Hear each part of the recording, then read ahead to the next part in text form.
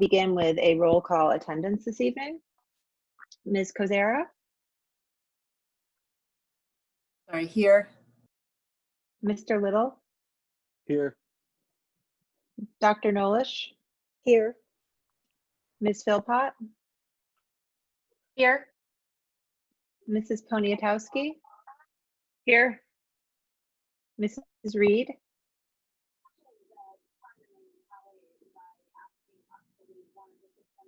Is Mrs. Reed present?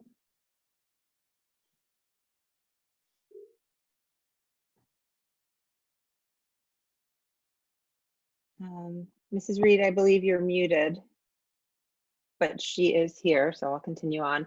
Mrs. Rennebeck? Here. Mrs. Spade? Here. Mr. Witherall? Here. Dr. Manarino? Here. Dr. Williams? Here. Mrs. Matthew? Here. Mr. Muth? Here. Mrs. Pellet? Here. Mr. Kaufman? Here. Mrs. Rieger? Here. And I am also present. So I'll now ask everybody to please rise for a moment of silence and salute to the flag.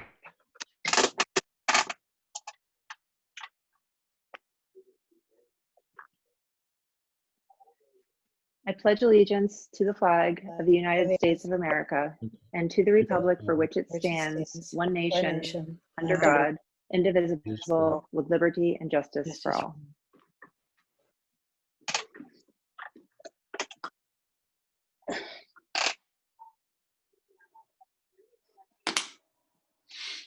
Thank you very much, everybody. I'd like to welcome you again to the July 23rd, 2020 North Hills Board of Education Committee meeting with action. I would like to announce that the board met this evening in executive session to discuss personnel and legal matters. And I'd like to begin board member comments with just a brief comment and then open it up to the board. So coronavirus has been impacting our district now for about 4 months, and I know that there's a lot of anxiety and stress in the community. And as we have all realized by now, this is a marathon, not a sprint. And as a district, we have made challenging decisions, and we will continue to be faced with challenges for the indefinite future. I am confident, however, that we will continue to rise above these challenges and to succeed as a board and as a district, as long as we remain flexible and continue to work toward the best plans, and we are able to make the best plans that we are able to make right now, and just keep the best interest of our students and teachers and staff at the forefront of our minds. Do any other board members have comments this evening? Mr. Little? Thank you, Madam President. I just wanted to share with my colleagues, as well as honestly the community, on something.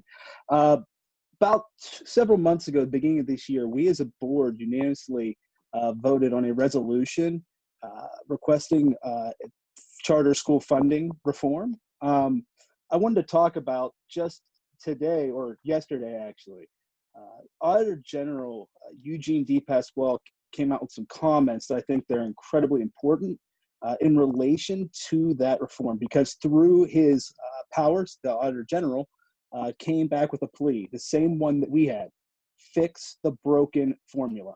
So I wanted to share with you some numbers here to really give you an idea of some of the things that were coming out in these findings. And I want to mention that Auditor General Pasquale only was able to obtain 2017 and 2018, that fiscal year. And it's interesting because there's only 2 years that we can ever account for in those figures because of the way charter law is written. They do not have to disclose information, much like we do. So there's only 2 sets of data we can ever look at: 2014 and 15 when they were forced to, and 17 and 18. And through his reports,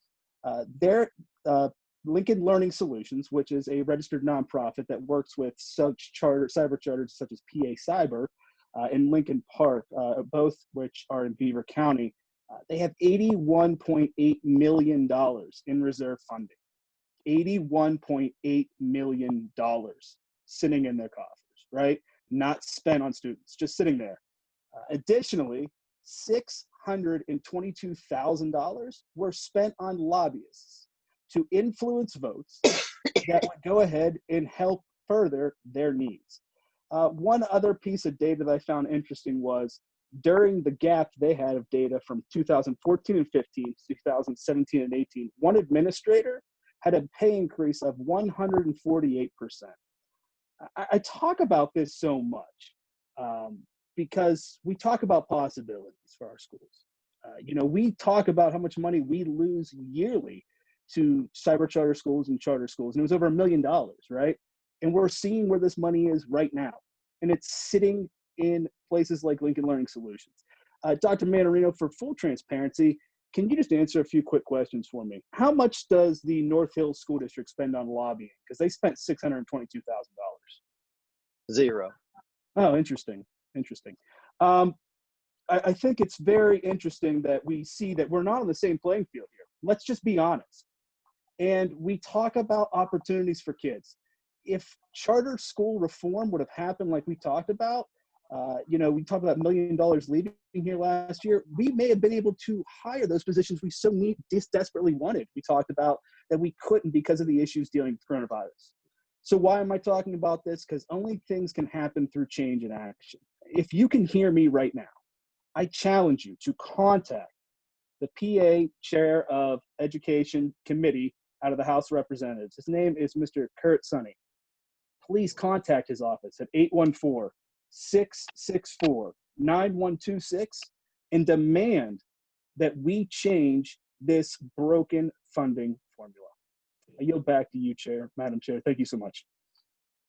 Thank you, Mr. Little. Do any other board members have comments at this time? Yes, I would just like to, I'm sorry, I'm black screen, but I'm getting that my internet is weak or something like that. So I just wanted to thank everybody in the community who over the past couple weeks has emailed us. It has been a lot, and I think it's been really great. Anybody who has emailed us with just a simple sentence requesting the way that we open versus, people that have sent us long emails full of questions or shared news articles with us. I think it's been really great to, wake up and open my email and see all of the emails that have come in from the community. I think it's been very, very helpful for me. So I just wanted to thank everybody.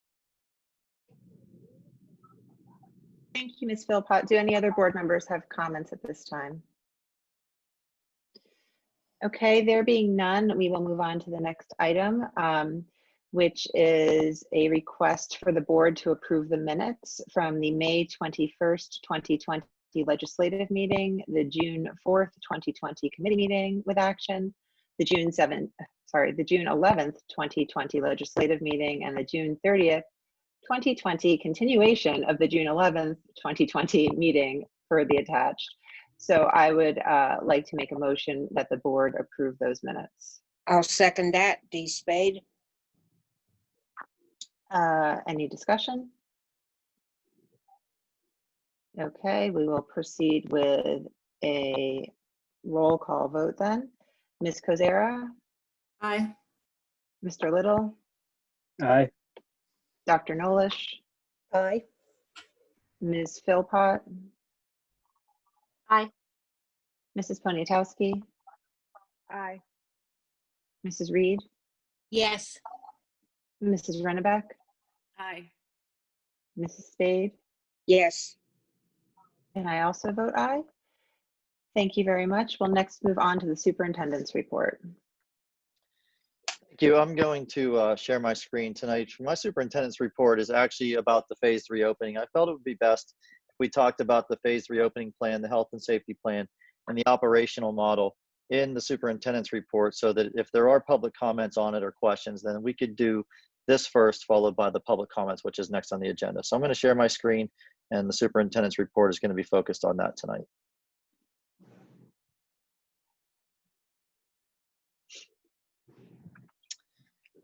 Okay, I think for those of you that have logged in the past, I asked the board that we would review the health and safety plan for tonight and possibly take action on that health and safety plan.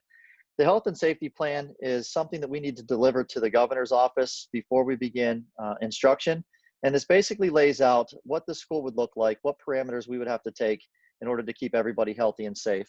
The second part of this health and safety plan is the operational model. I'm not asking for a vote on the operational model tonight, but I am going to talk about the 4 operational models that we have in this plan and what each of those mean, and then what our next steps are as we're getting closer and closer and closer to that August 25th first day of school. So tonight, I'd like to talk about the health and safety plan because that's the plan that's up for action for this evening. I think it needs to be clear that the health and safety plan is a plan that meets our requirements for all 180 days of the school year.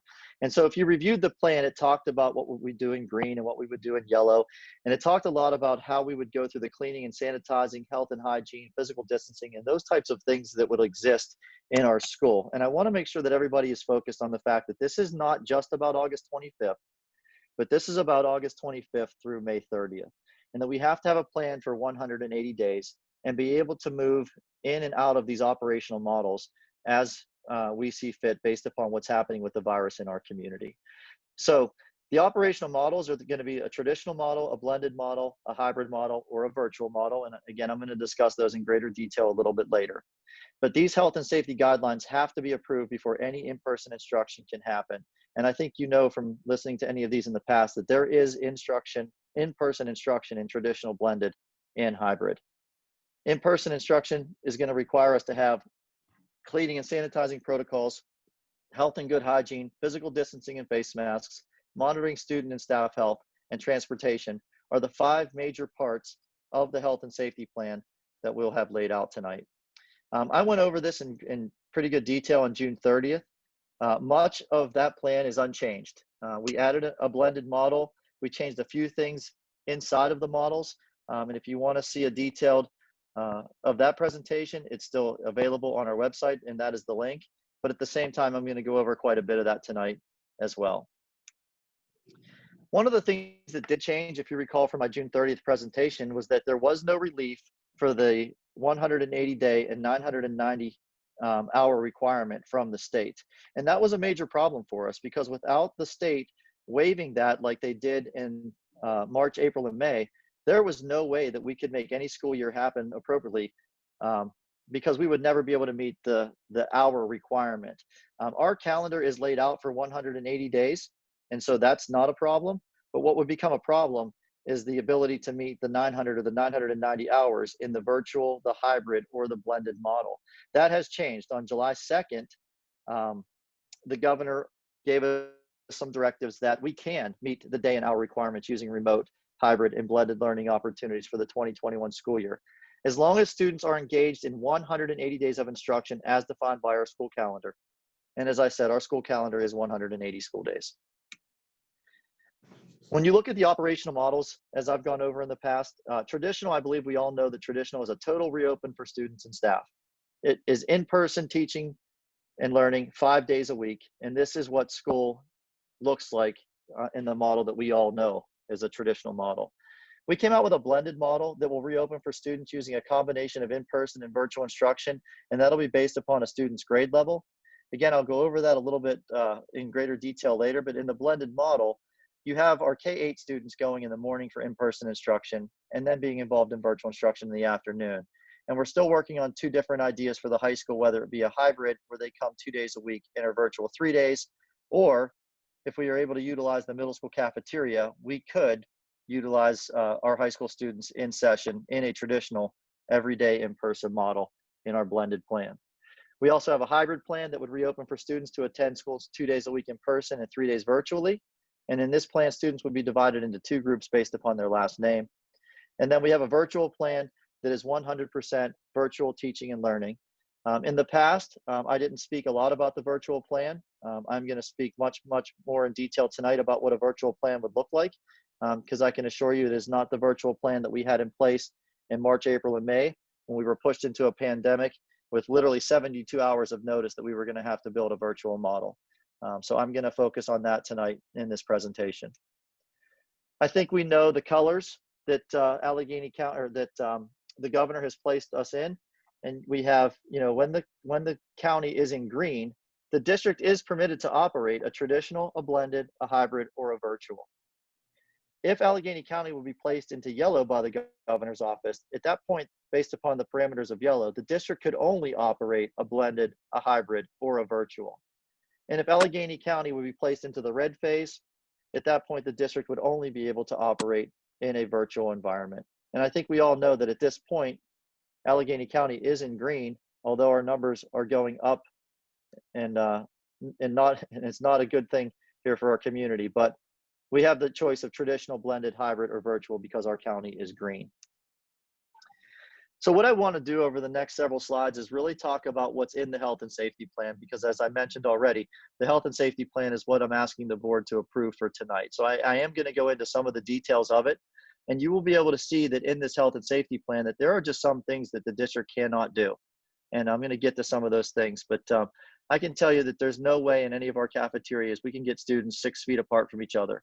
So I'm going to address that when we get to it. But this is a statement basically to the government that if we were to open in a full traditional, these are the things that we can do, these are the things that we can't do. And this is what it would look like if we were in that model in our school.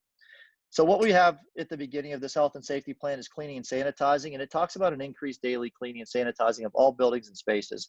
We have EPA approved disinfectants, and we are going to pay special attention to high traffic areas and those frequently touched surfaces. We will have the opportunity to wipe desks and tables and classroom materials throughout the day. We will have increased cleaning and sanitizing of our school buses. There will be increased classroom ventilation to encourage opening of windows, outdoor spaces, and allowing the teachers to take the students outside of our schools and maximize the outside spaces that we have. The sharing of classroom materials will be limited. I think you all know, again, we are buying iPads for our K-12 students. So we will have, each student will have their own personal iPad. Computer keyboards and other shared materials will be disinfected between student use, including the use of UV light to disinfect some of those materials when time permits. And then we'll be using things like disposable gloves, safety goggles, cooking gloves, and those other types of things in order to help protect students in the event that we would have to have shared materials. We are currently installing water bottle filling stations in our water fountains. So we're replacing the old school water fountains with water bottle filling stations, and we'll allow students to carry water bottles in our classrooms daily. Good hygiene was a big part of our health and safety plan, and we're fortunate to have the group of nurses working with us that are going to develop and post and share hygiene best practices and guidelines. And we're also going to help to educate our staff and students and families about the importance of hand washing in order to stop the spread of the disease. Communication and signage will be reinforcing good hygiene practices and hand washing techniques, and they will be posted throughout our schools and in our classrooms. We've installed additional hand sanitizer stations in each of our classrooms and in our hallways and stairwells, and we are going to add time into our schedules and adjust and accommodate to allow for additional time for hand washing and sanitizing. We're encouraging students and staff to stay home when they're sick, and for parents to continue to monitor and communicate with our school nurse when their children are sick. And this is not just sick with signs of COVID. This is sick with any illness that they may have. Physical distancing and how we can physical distance, and again, how we can't physical distance is a big part of this plan. In order to meet some of the parameters of physical distancing, the guidelines say to the extent possible, and some of the things are just not possible. And so in here, we have all of our desks will be facing the same direction and at times in staggered rows. The desks will be spaced as far apart as possible. So in our traditional model, we were able to get our desks no less than 4 feet from another desk. Under the World Health Organization guidelines, 3 feet reduces the exposure risk by 80%. And at 6 feet, it becomes a greater possibility when we are in a hybrid model, because at that point, we have less students in our classrooms.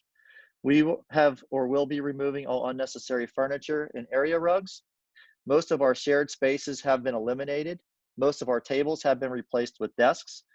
And we have developed one-way traffic for our hallways, and we are developing one-way directional signs and floor markers so that we can improve traffic flow and physical distancing while students are in the hallway. We are going to stagger the use of communal spaces and our hallways, and we will have designated arrival and dismissal procedures to ensure safe physical distancing is maintained as students arrive and as they're dismissed. And unfortunately, until further notice, there will be no non-essential visitors and no classroom volunteers permitted into our schools if we're operating in any of the in-person models, whether that's traditional, hybrid, or blended. Face masks, now that there is a directive from the governor about face masks, they have removed the to the extent possible part of the face masks as far as the cafeterias are concerned. So face masks will be required at all times for staff members, and face masks will be required at all times for students and while we're on district transportation. So face masks are required for all students and staff members at all times, and face masks will be required for all students when on district transportation. The guidance from the Pennsylvania Department of Health states that they are only permitted to remove face masks when eating or drinking and when they are 6 feet from another person. And the 2 asterisks is basically saying to you that this is an impossibility in our cafeterias in a traditional model. So unless this provision changes, there is no way that the district could open in a traditional model, because we cannot get students 6 feet apart from each other in a cafeteria, which would allow them to take their masks off in order to eat lunch. During physical activity like PE and recess, we are able to get the students 6 feet apart, and we can maintain that 6 feet distance from other students. And at that point, they will be given permission to remove their masks from the teachers, and they're not permitted to remove them until given the directions from the teachers.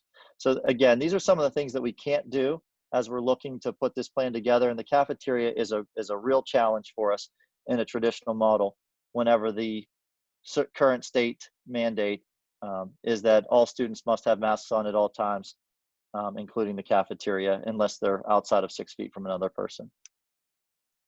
So in our cafeteria and common spaces, when operating in an in-person model, we have increased spacing of cafeteria tables and chairs, but we can't get them 6 feet apart. The tables and chairs will be cleaned and sanitized between lunch periods. Students are encouraged to bring their own lunch. Those that can't will have grab-and-go meals whenever possible to speed the delivery and to avoid lines. Students who purchase lunches will only be permitted through the lines once, so there will be no second trip back for additional stacks or additional purchases. The shared condiments will be replaced with condiment packets, and there will be shortened serving time for breakfast to allow thorough cleaning before lunch. And under this plan, when you're talking about common spacing, until further notice, there are no assemblies and there are no field trips. So transportation. Again, this is something that we know that we can't get students 6 feet apart, so that they will be required to wear masks while on transportation. And students who are physically distanced to the greatest extent possible will allow us by putting 2 students in a seat, which gives us 56 students on a school bus. We will assign seats. We were asking siblings to sit together, and the buses will be loaded from the back to the front. And again, masks are required at all times. So I believe that you know that there's a transportation opt-out survey out there, and this is only for families that believe that they are going to transport their children to and from school, or have somebody that is going to transport their children to and from school, or is going to be a part of a carpool.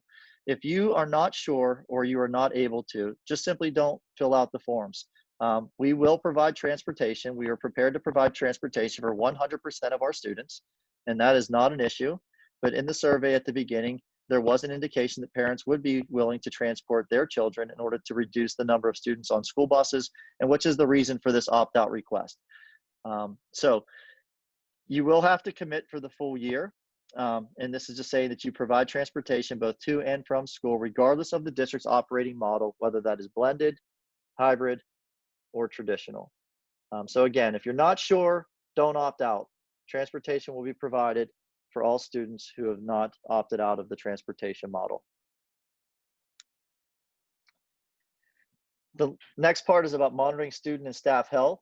So we're asking parents to really pay close attention to their children's health. So we're asking parents and guardians to only send their students to school if they are healthy and have no fever and no symptoms, and they have not been exposed to COVID-19. Students who are exhibiting any signs of illness must stay at home. And you will see tonight in our policies, we are suspending the current attendance policy, creating a new attendance policy for the 2021 school year that allows for additional absences based upon the pandemic that we're in. So that's an item that's on tonight for action. And then we're asking our staff to self-monitor and stay at home if they're ill as well. While they're at school, the staff will undergo COVID-19 symptoms, responses, and exposure protocol and trainings. And they will also have those discussions with our students when they arrive to in-person instruction.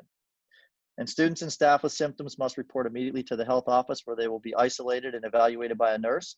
And then at all times, we will follow the guidance of the Allegheny County Health Department and the CDC based upon the situation that we're involved in at the time. So what happens if there's a positive COVID case in one of our schools? If in school, whether it's a student or a staff member, they will be immediately quarantined in the health office. The school district will notify the Allegheny County Health Department and follow their guidance regarding the school closure, who must quarantine and for how long, and then whether our operational model is required to change based upon the circumstances that we're in. All families and staff will be notified through normal communications, including our email, our website, our app, and our social media.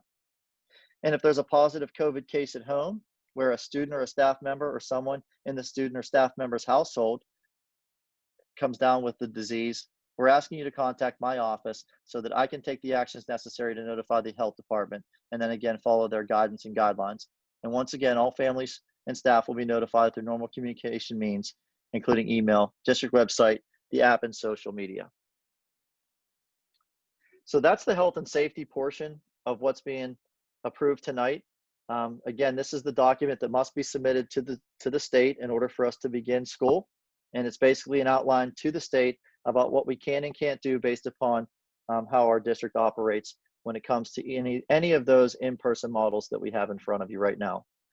So right now, I think there's a little bit of confusion about what the options are. There's actually two options. The choice is not to choose traditional, blended, hybrid, or virtual for a student. The choices are to follow the district's operational model, of which the district has 4 choices: traditional, blended, hybrid, or virtual, or to enroll in the online academy, which is the 100% virtual option for the district. This would be the only virtual option if the district was running in traditional, blended, or hybrid. So there are 2 options right now: follow the district's operational model chosen by the district, and again, I'm asking for that to be done on August 6th, or to enroll in the online academy. If the district were to go to a traditional, blended, or hybrid option, the online academy would be the only virtual option at the time. With the online academy, students can only exit the program after 9 weeks. Another one of our policies on tonight is a grading policy, and the changes to the grading policy are simply to go from semester grading to quarter grading, in which we will establish 4 marking periods based upon, roughly based upon 9-week periods. So you will be able to see where those 9-week periods exist in our calendar if the policy, if the grading policy that's up for discussion tonight is approved.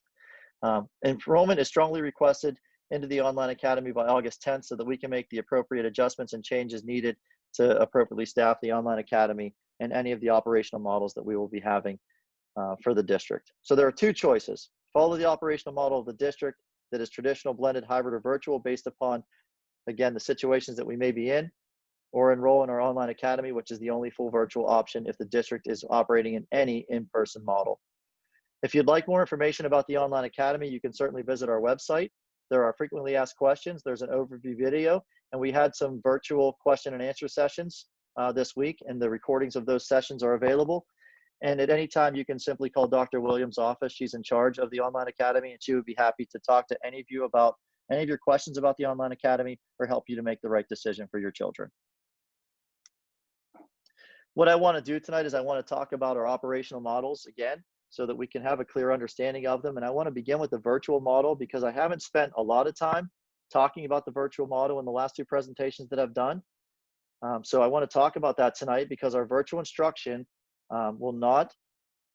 is not going to go through the online academy if this is the option that the district chooses to begin with.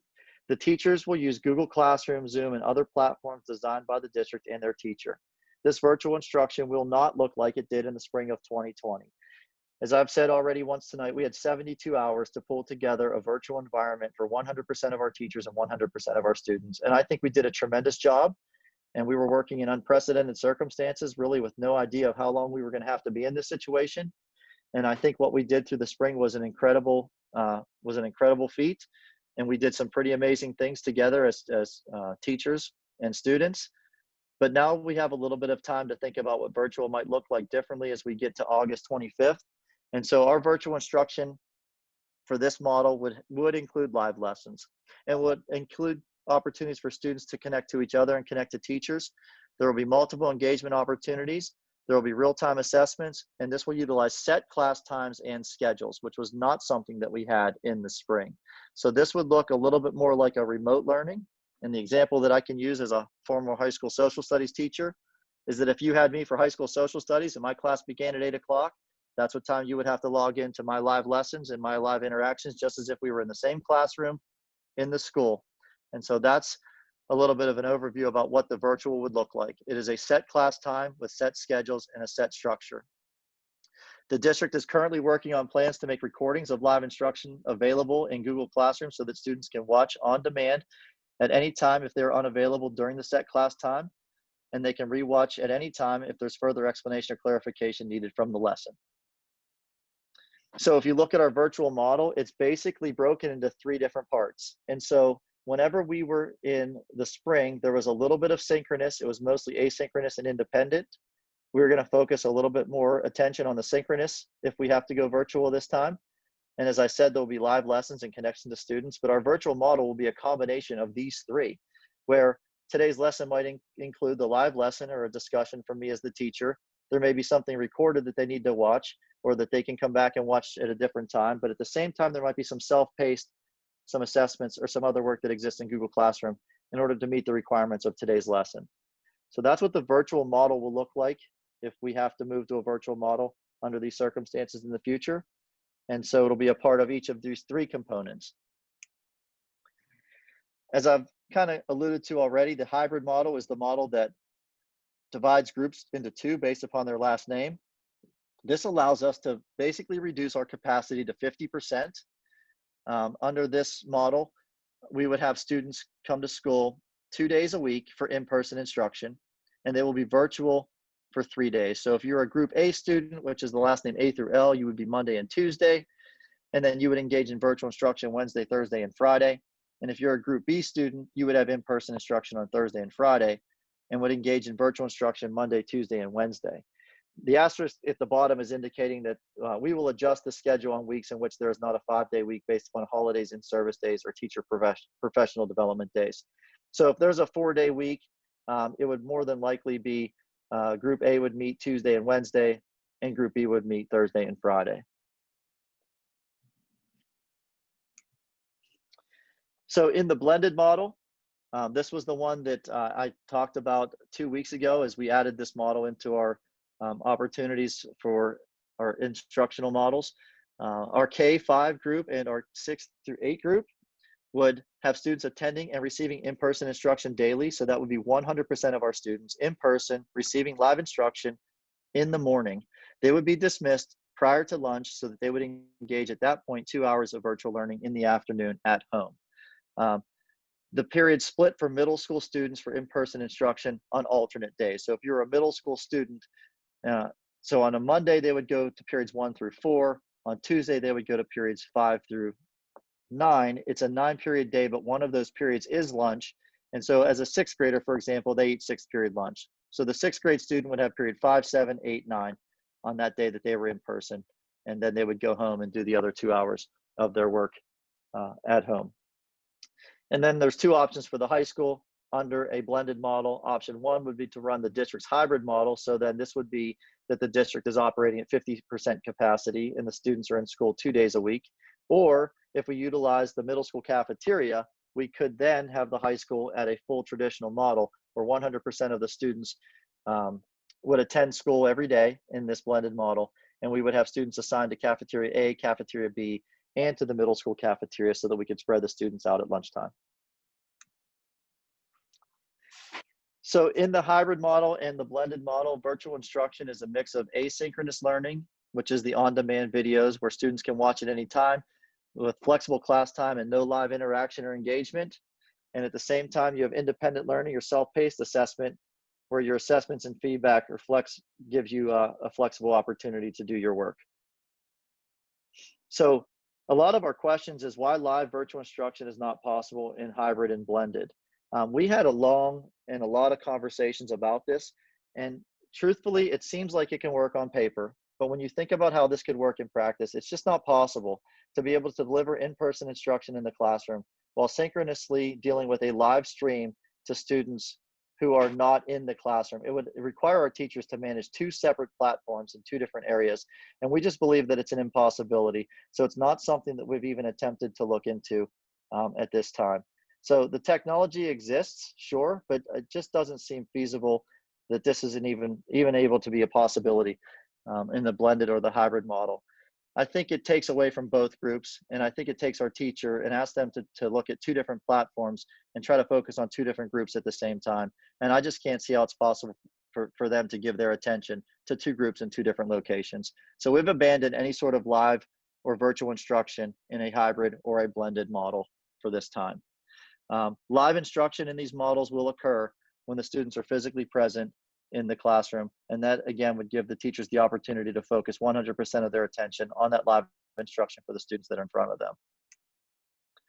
So in the hybrid or the blended model, the virtual platform would only have asynchronous and independent learning. So again, back to the virtual model. This is not something that the board has asked for tonight, but if I was asked to give my recommendation to them tonight, I would recommend that the district would open in a virtual model. And I know that's not easy, and I know that's not something that anybody wants to hear, and I don't want to hear it as a parent either. But when you look at what's going to be the best for the health, safety, and well-being of our students and our staff members, what's going to give us an opportunity to get to in-person instruction at some point during the 2021 school year, it's going to be for us to be very wise about what we do as we enter into our school year. And so I want to focus on the virtual model a little bit more because unless things dramatically change in Allegheny County and the numbers get significantly better in the next 2 weeks, then my recommendation is going to be for us to open in the virtual model. And I wanted to make that statement tonight so that it can give parents and teachers and administrators the ability to begin to think about this virtual as a strong possibility and start to focus a little bit more of our energy and our attention into the virtual model because things are really bad out there. I met with Allegheny County Health Department this afternoon, and the numbers are frightening. And when you hear how quickly the disease gets spread, it's a matter of time before a lot of people get it if we open in any of our in-person models. And that's just something I'm truly afraid of. So if we look at virtual and what could that look like? Well, the first thing in this model is that there's no way we can pull off a virtual model without having an in-person opportunity with our students. We have to get them their devices. We have to give them their supplies. We've got to get them the ability to log into the device and know exactly what they're doing in Google Classroom and where they're going so that they can be successful when virtual learning begins. And so the idea that I'm putting forward is that we do one full day instruction in person with each student during the first week of school. We're starting school on a Tuesday. We would divide the students into 25% of the population. They would attend school one day in the week of August 25, 26, 27, or 28. Transportation will be provided for the students. While they're there, that will give our teachers the opportunity to get to know their students in a very, very small group setting that will allow them to get them their devices, their materials, the books, their logins, and allow them to know and understand how to navigate the Google Classroom, and then be prepared to launch virtual learning on August 31st, which is the Monday. And then they would participate virtually each day. And I believe that we should go with a defined period. And so I just broke the calendar down. And if you look at some of the defined periods with easy benchmarks, if we decided to go for a 5-week period, that would end on October 2nd. And if we agreed to go for the first 9 weeks, that ends on October 30th. Both of those are Fridays. I would recommend that we really investigate and review this operational model and evaluate it thoroughly and discuss at each board meeting. And then again, instruction in the virtual model is synchronous. There will be a daily schedule. Elementary students will log in at a specific time designated by their teacher, where the day will begin with their morning routine, just like it always did in their classroom. I'm looking at this virtual model differently, as I've already said before, that this is your class is operating, the teacher is teaching it, you're just in different locations, and that's the unfortunate part about it. But we can still make school happen because we have the technology available to us in order for us to do this. So the instruction is synchronous daily with live lessons and live student interactions. Unfortunately, it's just not with everybody in our schools at the same time. So this virtual will allow us to remain safe as cases continue to climb in Allegheny County. Starting virtually for a defined period allows the teachers and the families to better prepare, and moving quickly in and out of operational models sends teachers and families scrambling And I don't usually quote famous people, but D. Spade said this, and I thought it was an awesome statement, so I wanted to include it in tonight's presentation. And, you know, D said, waiting to hear if we have to shut down because of a positive COVID-19 case in our school district is like waking up every single day and wondering if it's going to be a snow day. And I thought that summed up everything perfectly, because we really don't have any idea what tomorrow is going to look like as far as this virus is concerned. And I think if we try to wake up every morning and decide whether we're going to go virtual, traditional, hybrid, or blended, it's just not going to work for anybody. And so I thought that quote was perfect, and I wanted to put that in there for D. Spade tonight. So what's next? So tonight gives us an opportunity to discuss the health and safety plan that needs to be approved by the board. The plan overview is available, and there's also frequently asked questions about the reopening plan. We've been, as Ms. Philpott said, there's a lot of questions that have been coming in, and we've been taking those questions and placing them into the frequently asked questions so that we can get those answers out to everybody. So that will be available after tonight's meeting. On August 6th, we'll decide what operational model is best for the first day of school. I think I kind of alluded to what I would recommend if that had to be done tonight. But I'm hopeful that things change, and I'm hopeful that things can get better over the next couple of weeks, and maybe we are talking about a different model. But being realistic and listening to what the Allegheny County Health Department is saying, and listen to what the Pennsylvania Health Department is saying, I believe it's time that we get a little bit proactive on this and not reactive, because I have a sick feeling in my stomach that based upon the way the numbers are going, the governor's going to order a shutdown before we get to August 25th anyways. So let's prepare for it and hope that there's a change for the better, and that we're not looking at a shutdown for August 25th. And if we are, we're prepared for it. And then again, another important date is that August 10th, whereas the enrollment for the online academy in North Hills is strongly requested so that we can appropriately make the classes fit for our students K-12. And that's my presentation for tonight. Thank you, Dr. Manarino. Before we go to public comments on agenda items, I just wanted to give board members a chance to ask questions. And I just wanted to clarify, I know you said this, but under the current guidelines, it is not possible for North Hills School District to open traditionally. That's correct. That's correct. Okay. The current guidelines, when we began this process in June, had statements like to the extent possible. The statement to the extent possible has been removed for students must wear face masks at all times, including the cafeteria. Must wear face masks at all times when they can't be beyond 6 feet of another student, including the cafeteria. And that's where there's no possible way that we can feed kids in our schools and get them 6 feet apart and allow them to take their masks off. So there's no possible way the traditional model happens unless those guidelines change. But at the same time, you know how quickly those guidelines change from the governor's office and the Department of Health. So if things get dramatically better, maybe that could change, and at time maybe that will change. And that's I do want to remind everybody that this is, yes, it's about August 25th. Yes, it's about the first day of school right now, but this is also about 180 days. So I'm hopeful that at some point we are in a better situation with the virus. We are in a situation where the guidelines have changed, and we are in a situation that we are having in-person instruction in this school district, and we are in a full traditional model. That is my goal at some point during the school year. So as it stands right now, like you said, the guidelines are built in a way that there's no way that this district can open traditionally. Thank you for clarifying that.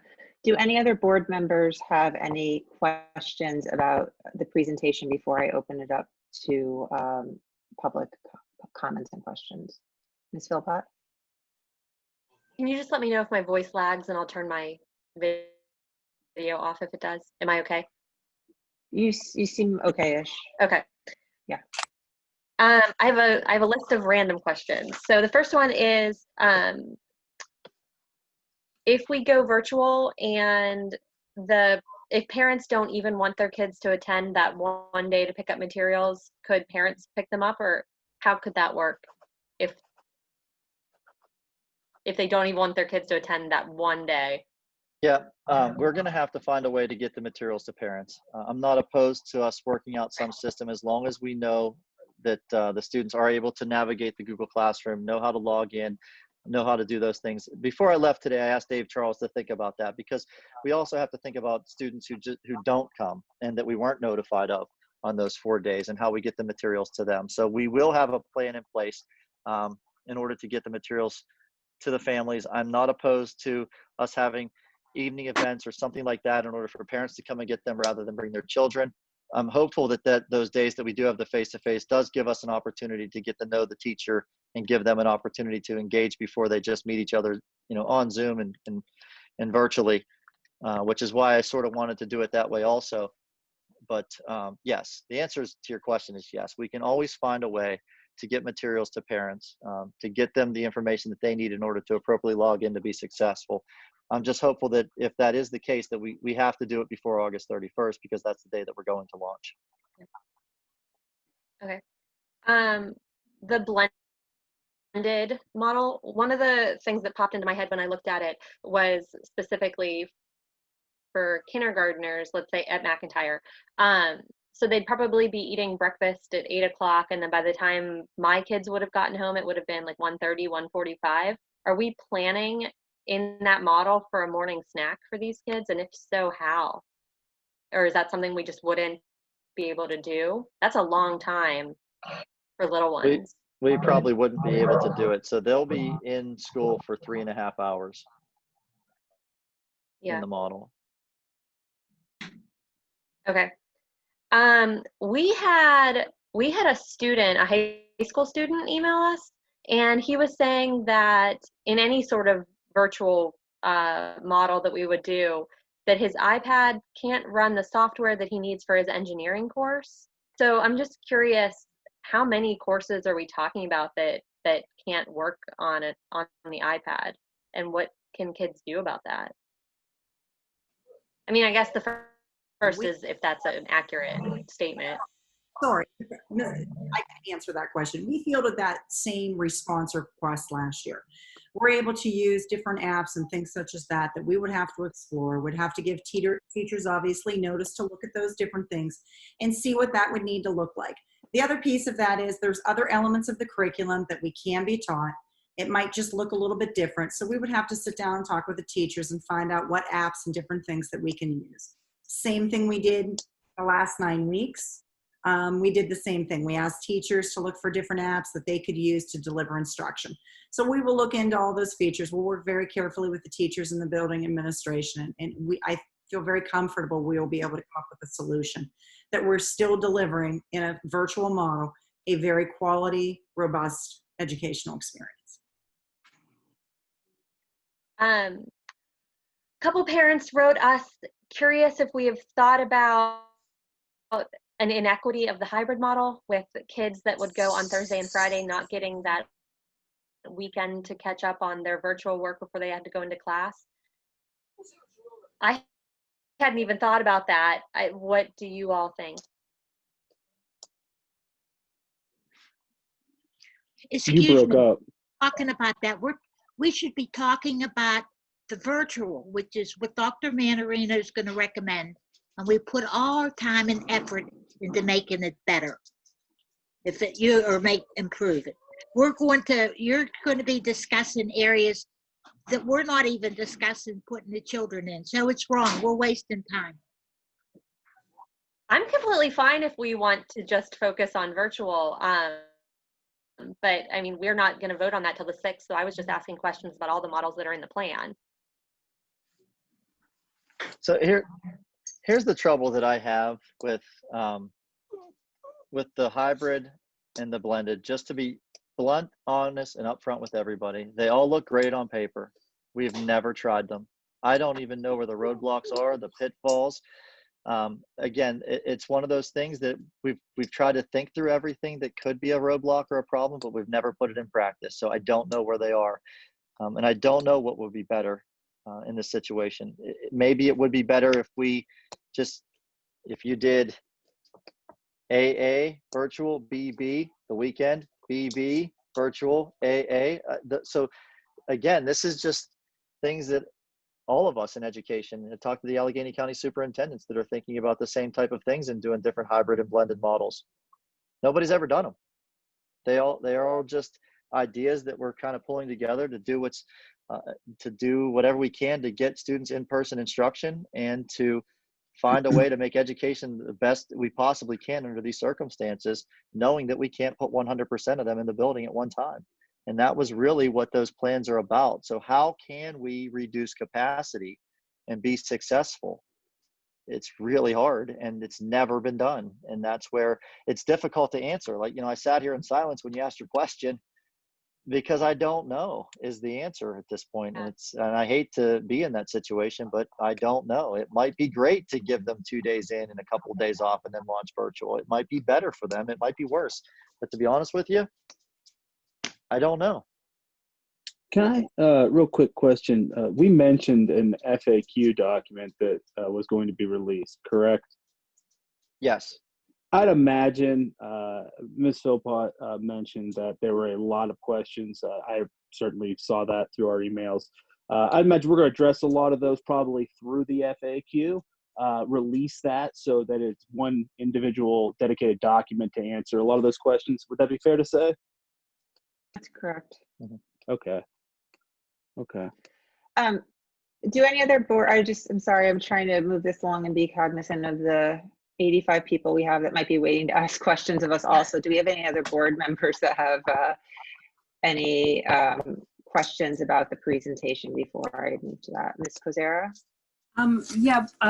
Sort of along the lines, one of the things that was a little bit of a concern to me, and I know I likely will be addressed in the FAQs, is there was some issue with kids that had IEPs, specifically with respect to virtual, that they didn't feel that their IEPs were being supported.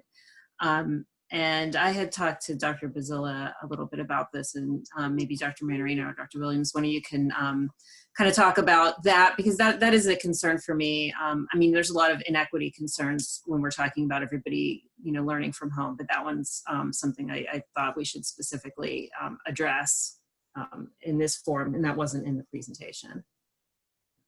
Yes, I think Dr. Bazilla has a pretty good plan with regard to how to move forward with the IEPs or GIPs or 504 plans to make sure that those plans are met. Certainly, teachers will be asked to look at those plans, look at the accommodations and adaptations, and make sure that they still make sense for an online platform. If we go fully virtual, or if we're going, asynchronous, what that would look like. So we're going to have to sit down and we're going to have to take a look at what that needs to be, make sure that those things are in place accordingly. And if they're not, the beauty of that is, as you well know, with any of those documents, if we need to revisit them to make sure that we have the right support in place, we can do that. Also, I think if we are going fully virtual as a district, if that is the operational model, the interactivity with the teacher, I think, will be tremendous. We do have co-teachers, we do have learning support or special educators pushing into some of our co-taught classrooms to make sure they're helping them. They will have access to still being able to be in touch with students to check on them.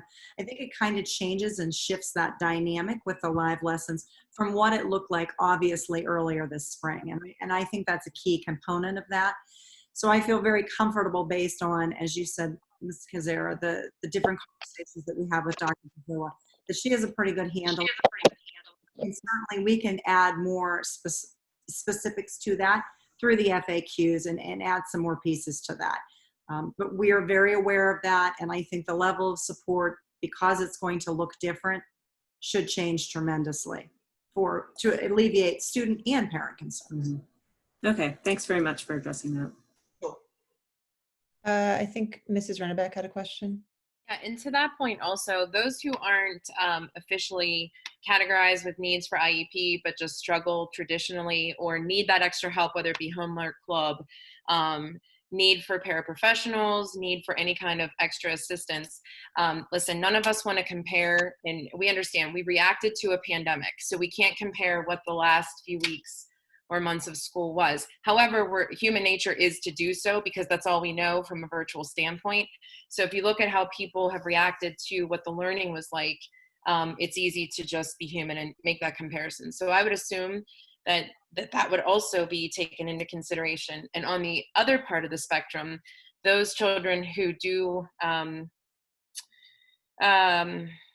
move, at an accelerated rate, what do the labs and such look like as well? Because I think that would be a question on a virtual level.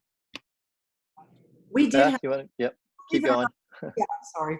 We did actually have some teachers who taught labs, who taught synchronously during the last 9 weeks, particularly at the high school. I'm thinking of one teacher in particular who taught a very high level course, an AP course, and did the labs out of the kitchen in his house. So there would be a lot of demonstration models with regard to that, obviously showcasing what that needs to look like, and then a lot of project-based learning around that. And that was an AP curriculum that he delivered for those students. His students, I believe, did pretty well on their AP exam. So it can be done. It is rethinking and giving our teachers the professional development time and the access to be able to plan accordingly for what that virtual world looks like and being able to do that. So again, yes, it's going to look a little bit different with labs and things as such, because kids are not going to obviously have some of that equipment and things in front of them. But I still think there is tremendous value in watching kids or students watching demonstrations and things via virtual. I mean, I can only speak for myself. When there's something I don't know how to do, what do? I go to Google, right? And I watch a video and I watch it and I try and figure that out. And then I try to apply that. So I think there is definitive value in that. And I think, again, we have an outstanding staff. They're going to do whatever they need to do do the very best for every one of our students. Struggling students, lab classes, our GATE students, they're going to do what we need to do. And I think we're very comfortable working with the staff and certainly working with parents if they have any concerns to figure out what a plan needs to look like. Any other, Mr. Little? Dr. Manarino, forgive me, you may have mentioned it in your plan, but could you reiterate, if it were to go virtual, wherever the choices may be, and let's say we were to go to, magically go to full in person, are you monitoring the situation daily? Is it a weekly thing? How would that information be disseminated? Forgive me if you mentioned it already. I just wanted to ask that. Yeah, it's really just paying close attention to the cases. And so it'd probably be more than once a day, just making sure that we're in the right place. And that's where the Allegheny County Health Department sharing the metrics with us is going to be very helpful so that we can have a good idea of where we are with the virus. So yes, I'll be monitoring it regularly so that the whole goal is the health, safety, and well-being of students and to get them the best education possible. So when you put those two things in place, what can we do to keep everybody safe, and what can we do to make sure that they get the best education possible under the circumstances? And that's how I'm looking at it. So again, I've said it 4 or 5 times, this is a 180-day plan. At some point this year, please, I hope we are back face-to-face in a traditional model. It means that this world looks completely different than what it's looked like over the last several months. But we also have to be realistic about what we're facing right now. And so, yes, I will monitor it. I will pay close attention to it. It's why that whenever we did the plan, that I put myself as the pandemic coordinator, so that responsibility lies in my office to take a look at where we are with the situation and what's in the best interest of us academically. And again, those decisions will be made through this board too. But we're not just going to decide to go one way or the other without, board input. Thanks, Dr. Make Manarino. sense? Yes, sir. Does the board actually have to vote every time the operational model changes, or will you just look to No. us for guidance on that? I'll look to you for guidance because it might have to be a quick decision like, hey, this happened this afternoon and this is where we are and this is what we need to do. Mm-hmm. Okay. Thank you. Do any other board members have any comments or questions? Okay. There being none, I'm going to now open this up for public comments on agenda items only, and I have a couple of things I'd like to read. First, to ensure that everyone who wishes to speak has an opportunity, each speaker will be limited to 3 minutes. Mrs. Pellet is going to help me keep time. And it would be helpful if anyone wishing to simply concur with a prior speaker do so and not repeat what has already been stated. You will also be able, if you are interested in speaking or asking a question, there is a virtual raise hand feature in Zoom. And if you go ahead now and raise your hand with a virtual raise hand feature, I will go down the list and start bringing people up to speak after I read the public participation policy. We would like to invite any resident, taxpayer, or employee of the North Hills School District who wishes to address the board to come forward at this time. The board does reserve the right to limit the amount of time allotted for public discussion of any particular speaker and/or issue. Some of your concerns can be addressed following your comments, while others may require more research and discussion. When appropriate, you are welcome to further discuss your concerns with us following this meeting. We appreciate your interest. And when I bring you up, I will ask you to please state your name and address for the record. And public participants are required to be residents, taxpayers, or employees of the district. So it looks like first on our list is Tony Reed. Mrs. Reed, can you unmute yourself? Hello? Hi, Mrs. Reed. Can you please state your name and address for the record? Tony Reed, 208 Oakwood Avenue. Dr. Manarino, when you're talking about going virtual, I mean, that's a big hit for everybody. So I'm sure you're going to get a ton of questions about this. When you're talking about live teaching, are you saying every teacher will be required to teach live? Yes, I am. Great. Thank you. You're welcome. And yes, it is a big hit. I don't want to discredit that. This is really hard. This is terrible. I never expected to be in this situation. So I just wanted to mention that as well. This has not been an easy year, and it's looks like it's going to start off on a terrible year. I feel bad already for the class of 2021. So this is just not fun. But thank you for recognizing that. Thank you, Mrs. Reed. Thank you. And I'm sorry in advance if I mispronounce anybody's name. Next on my list is John Herenick. If you would please unmute yourself and state your name and address for the record. Yeah, can you hear me? We can, thank you. John Heranick at 330 McIntyre Road. First, just a quick thank you to all of you and any teachers listening. I know, like you just said, nobody signed up for this, and I think that it went okay in the spring, all things considered. I know we had a positive experience with McIntyre Elementary, so again, thank you.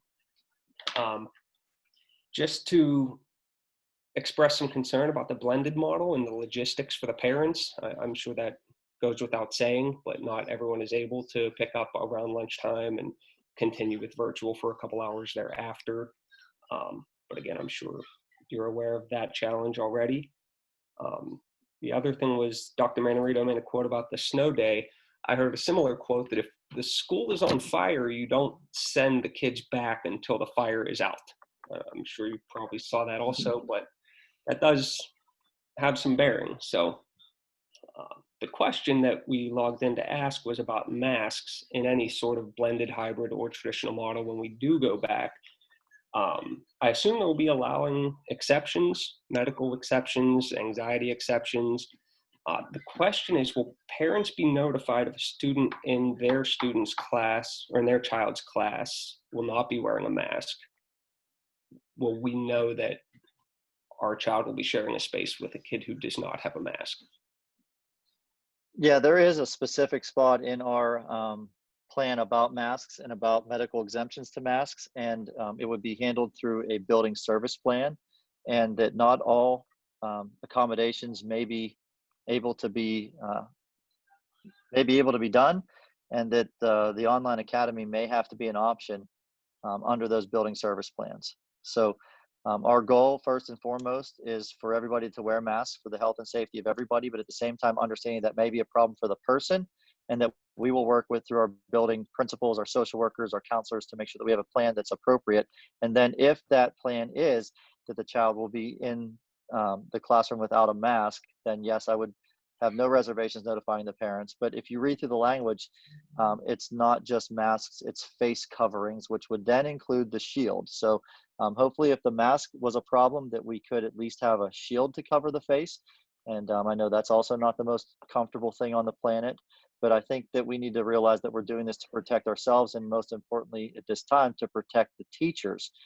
If you could imagine what would happen if our teaching force got sick, the school would be shut down rather quickly. And so a lot of the mask wearing is to protect the adults that are delivering the instruction to our children. My wife is a teacher in a different district, so I do appreciate that as well. Thank you very much. You're welcome. Thank you. Next is Marlene Ozel. And again, I apologize if I'm mispronouncing any names. Are you able to unmute yourself? Yep, can you hear me? We can, thank you. Please state your name and address for the record. Yes, it's Marlene Ozel, and the address is 123 Carriage Drive. So I also wanted to say thank you to the district for your communication and transparency. I realize that you all have the inevitable task to try to figure out what to do in the fall. So after listening to the presentation, I guess my comment is now more of a question. I'm personally relieved to see that we would be going virtual in the foreseeable future for the beginning of the year, given our numbers. If we do in fact, and I know there's a lot of variables, if we do in fact go at some point in the year, get the okay to go back into school and say that we as a family are not comfortable with that decision, because everyone has different comfort points, what would be the options available to those families? Could they then enroll in PA virtual, or how would that work in that scenario? No, we don't want you in PA virtual. We would like you to go to Do the not North do Hills that. Online Do Academy. not do that. No, I'm sorry. I meant That's North where Hills. That's where Dr. Williams comes in. I would stay with the North Hills Online Academy. Yeah. North Hills Online Academy. I'm sorry, I Yes. misspoke. Sorry. Sorry for the Problem at all, but absolutely, we would go ahead, and if you decided, look, we appreciate the other different plans that the district has, operational plans, we're still not feeling comfortable, we want to keep our child out, we want virtual instruction, we would go ahead and transition your student right into the Online Academy of North Hills. Okay, and then conversely, if we for now enroll into the online academy, but we can still unenroll to go if the district is going virtual. I just want to make sure I understand correctly. Frankly, I have been waiting for that question, or I was getting ready to answer it. Absolutely. If you have already enrolled and we announce at the next board meeting that the district is going to go ahead and our opening plan is we are definitely going to be in red and we are definitely going to go virtual. Again, if that is what the board votes on and that is the announcement and you wish to unenroll, that's not a problem. You would simply need to email my office, email me, and that would not be a problem at all. Okay, great. Thank you very much for your time. Welcome. Take care. Thank you. Okay, Mark Hedgeborough.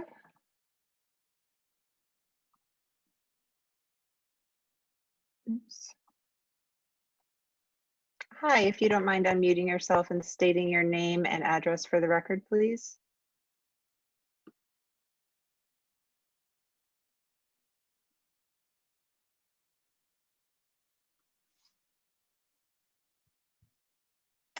It looks like you're still muted, Mr.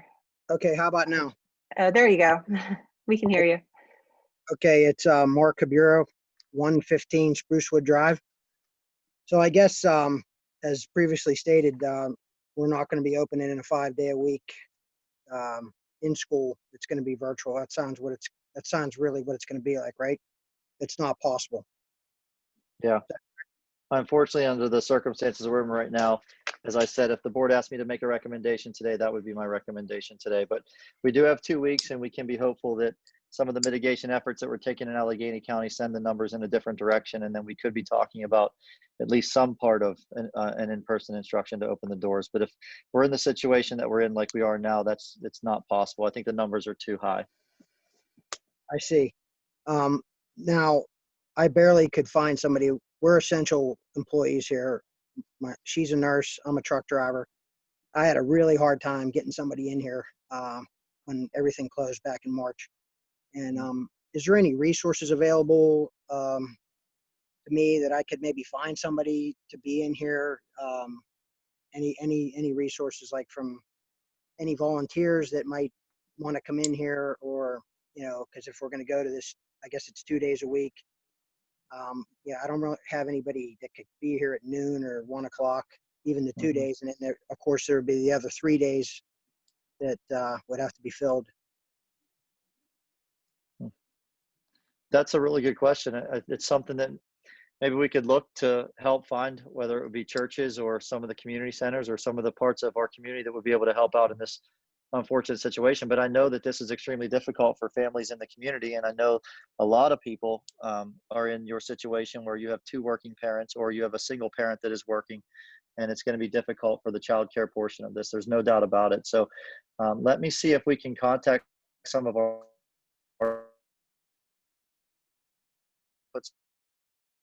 that may even be some high school students that would be interested in babysitting or something like that to help out in this situation. But Mark, I don't have any resources.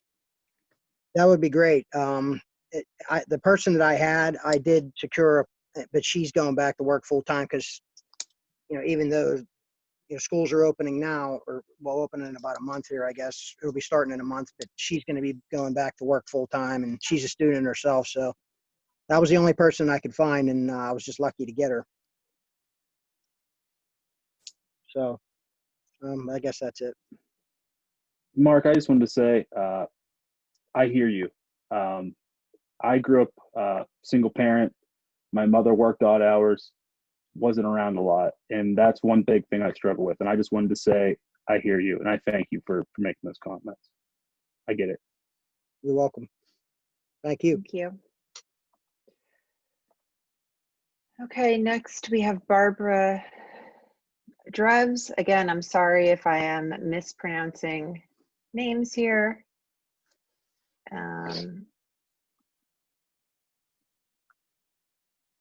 Barbara Dreves, if you can unmute yourself and state your name and address for the record. Okay.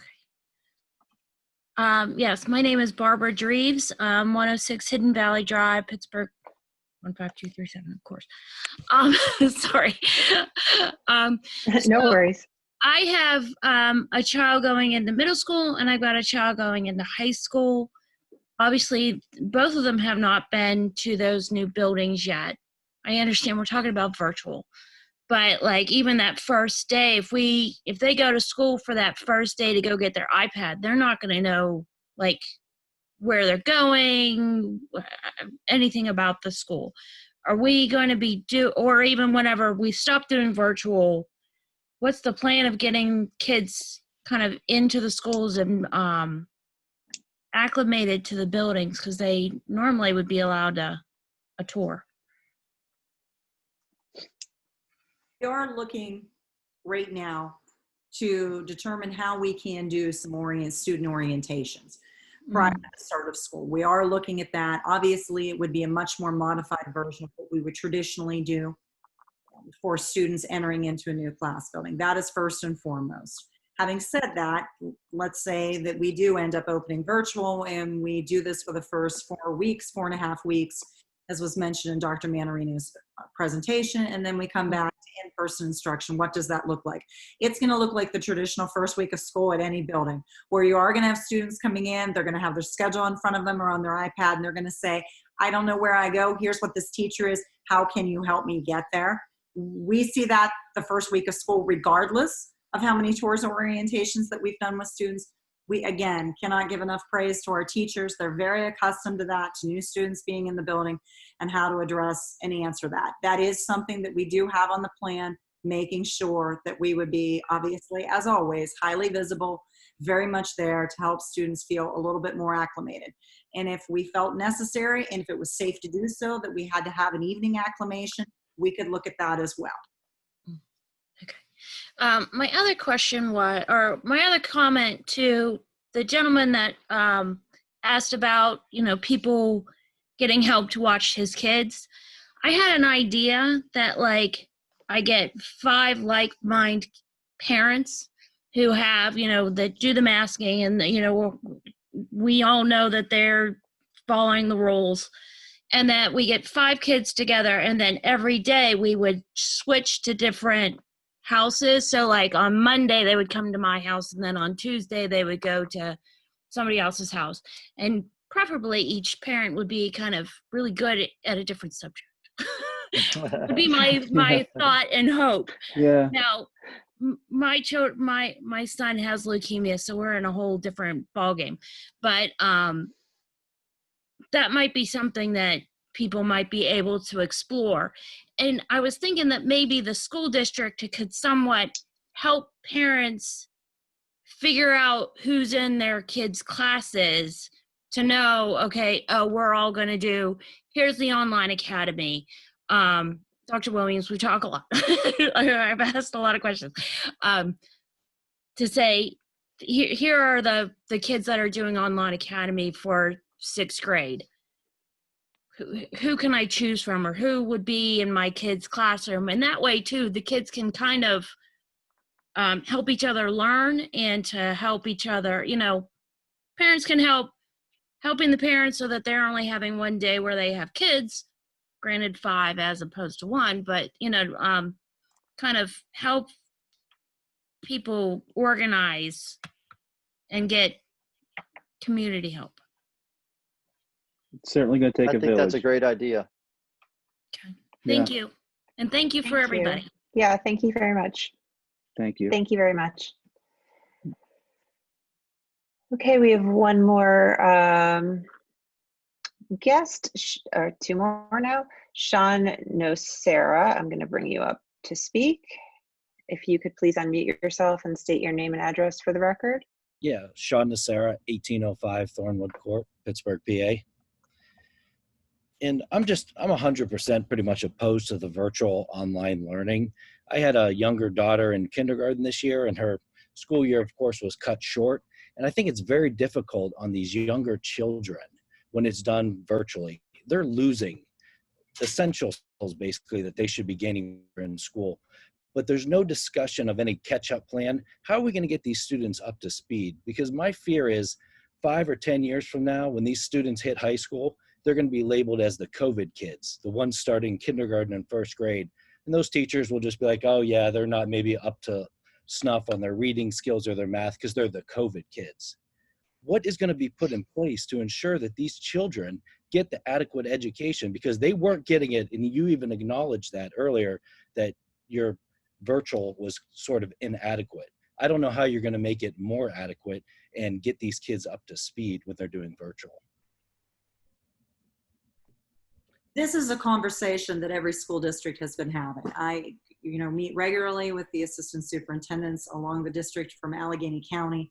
I think you're pointing out a point that we're all looking at is, yes, we had students online last year in every school district for the last 9 weeks, not just across Allegheny County, but across the country. And we are looking at what that looks like, plus a 3-month summer break. And how do we start back, and what does that look like going to school? And what do we need to do to address that? And obviously, we have instructional strategies with pre-assessing students, finding out where they're at, what this needs to look like, differentiating the instruction to meet those needs, and make those adjustments and those accommodations. Whether it's a student who has already displayed mastery, yes, I picked this skill up very quickly. How can we continue to move them ahead? Whether it's a student who needs a little bit more additional time or a little bit more additional help. We know, regardless, COVID or not, that students learn at different rates. It's going to look a little bit different because of what we've gone through in this country for the past 5 months. But again, I am very, very confident with our teachers in their ability to meet and talk about what they did curricularly last year, to look at the standardized data that we had prior to going out to COVID. We do standardized testing within the buildings, some different types of testings to assess that, some benchmark testing to be able to find out where students are and continue to move them forward to the best of our abilities. You're not raising a concern, again, that we don't acknowledge, that every school district's not acknowledging, that we're not all trying to put our heads together to make sense of how we can continue to move things forward. So I certainly can appreciate your comments. I have 2 children of my own. I certainly think about, what is going on, with them and preparing them for the next level and the next step. So that is something that we will focus on our professional development. That is something we will focus very closely with our teachers, and certainly we will continue to communicate that information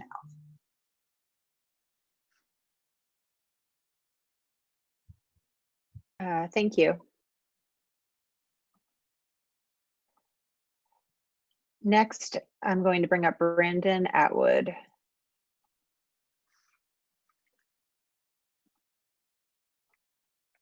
Mr. Atwood, if you could please unmute yourself. Hello, we are Brandon and Christina. I'm sorry, I apologize. We live in 30, sorry, we're Brandon and Christina Atwood. We live in 32 Highway, PA 5229. Daughter is going to third grade at High Elementary. And husband has a question regarding interaction. First coming through to an all new thing. So thank you for the meeting tonight. But what are your plans socially, kids, as opposed to just focusing on curriculum? Connect our kids socially and make sure that in between. I'm so sorry. You were breaking up in your question, so I only heard a part of that. Could you please repeat the question? I'm sorry. Yeah, no, I started off saying that cool to be the first to ask a question. Did you guys hear that? Yeah, it's real. Every third word I'm hearing. Yeah, I apologize. I think the question was, I think I heard enough of it to get it. I think the question was, what are we going to do to help kids socially and emotionally as opposed to just educationally? Am I correct? And just have kids connect here. So they can be together. How plan for that? Well, I think obviously it depends what operation the district chooses to go in. Obviously, if there's in-person instruction, kids will be able to connect in that building as they traditionally would. Obviously, maybe at a more reduced capacity because of the size of the students coming in. As far as the district would go virtual, because we're now looking at live lessons and having students interact, it is not uncommon for our teachers to not be leading the lesson for the entire 40 minutes. Meaning, if you go into an English class, and in the traditional setting, we do put students into groups. We do ask them to have discussions, and the teacher facilitates that. That is things that can still be replicated online. Obviously, it's not the best. We all want our students, all of us. There is no one here that does not want our kids back in school and life to go back to the way it was pre-pandemic. We recognize the incredible need for students to be together, to socially interact, and all those life skills and life lessons they learn from that. So we're aware of that and how we can integrate those types of activities where students are still meeting and still talking on these virtual lessons and still have an opportunity to collaborate, to create, to share time together and coordinate those conversations. I know it's not the best, but it's a lot better than where we were the last 9 weeks. And that's certainly not a criticism of what we did the last 9 weeks. We've just learned a lot. And I think we know the need to allow them to interact. If the other part of your question was the social emotional part of that, that is also something we take very, very seriously. Our school counselors, whether it's traditional or whether it's going to be virtual, do deliver instruction in the classrooms, dealing with those types of questions and assistance. So we will certainly be pushing to that. We offer professional development for our teachers as we did the last 9 weeks, talking about the stress and the anxiety, the uncertainty, and all those feelings and the emotionality that has hit all of us, quite frankly, as part of this pandemic. So we will continue that training and continue those discussions with our students to be able to support them. And again, I can't speak highly enough of our teachers. You would be hard pressed to find a more dedicated group of individuals who truly care about their students and want the very best for them, socio-emotionally, growth-wise, educationally. We're going to continue to do what it takes to provide our best in the hopes that things are going to go back to normal, meaning we're all back together in a building again as soon as it's safe and it's possible for that to happen. And as a parent, I appreciate work that we've done as an organization, and I think you guys have done an amazing job putting them together, and very thankful for that and very supportive.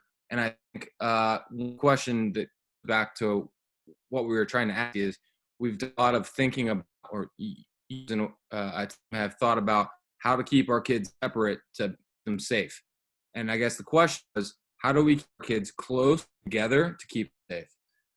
What are our thoughts in keeping our kids connected so they can grow up as just being with kids as opposed to being separated? I don't have answers, and I think that you've done today, I'm very, and and inspired by it. I just think that how do we keep our kids close while far away? And I don't know that I have an answer in the we've talked about today. I think we're all Yeah. learning a lesson. I think that's a societal lesson. I think that's a lesson for adults. I think that's a lesson for children. Right now, I think we're all learning that lesson is to how we can continue to focus on relationships. And as you're saying, that connectivity and how important that is, and how can we integrate that into the classroom and into our lives at home. And you're right, it is a challenge. But we're up for the challenge. I can assure you of that. And again, certainly if this is something that you want to discuss further, you are more than welcome to call my office. I would love to have this discussion with you and hear more about what your thoughts are. Sorry, I have one more question. So, for example, our child is she's going to start 3rd grade. One that has been extremely difficult, I know you guys had 72 hours for the pandemic virtual learning, was that a lot of the elementary teachers were a little skeptical and a little safe about the Zoom calls between students and teachers within their classrooms.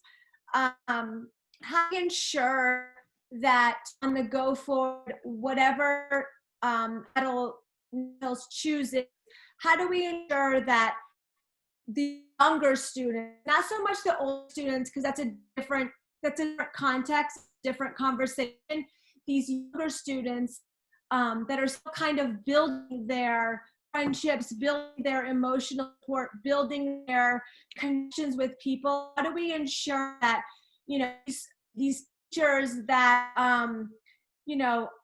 not be technologically savvy or want to do Zoom calls, how do we ensure that they are doing weekly Zoom calls? If we do go to full virtual model, how do we ensure that these students and teachers are able to fully get your time is almost up. at a younger level? Thank you. Okay. I'm sorry to cut you off. We heard. How do we ensure that the younger kids are emotionally needing to connect with people? How do we, the students and teachers, are doing a weekly Zoom call for A through 8? How are we getting that in the end? Okay, thank you. I'm going to disable your talking while either Dr. Williams or Dr. Manarino answers that, since we've gone over time, but I'll allow you guys to answer that. I think the concern is if we are virtual, we're using the Zoom platform, how can we ensure the safety and well-being of students? How can they still collaborate together, and how can we make sure that they are safe and that they're doing it appropriately? Zoom got a lot of bad press originally at the beginning of the pandemic because there were people Zoom bombing and there were some things in the media. Zoom has gone a long way with building inside security features within it that allow us to really, really watch, disable people from speaking, to keep them muted, to obviously turn off the chat feature and things such as that. So that is a very, very controlled environment that we can certainly take, particularly primary students, through very, very easily, I think, with some training from our teachers. Thank you, Dr. Williams. Next, I'm going to bring up Sean Tregeiser. If you could please unmute yourself and state your name and address for the record, and remember to keep your comments to 3 minutes, please. Yeah, that's my husband's name. This is Michelle Wood Tregeser. We live at 80 York Drive, Pittsburgh 15214. We have a daughter who's entering kindergarten, and we're definitely new to the district. And so one of my biggest concerns that probably doesn't just apply to kindergarten, but also to younger elementary kids, is just simply the fact that they're not as tech savvy as the high school kids or even middle school kids, and you're expecting them to sit in front of a computer for 6 to 8 hours a day, right? Like, that's a lot to expect out of young children. Not to mention the fact that they're going to need one-on-one interaction with parents to get through the material, most likely.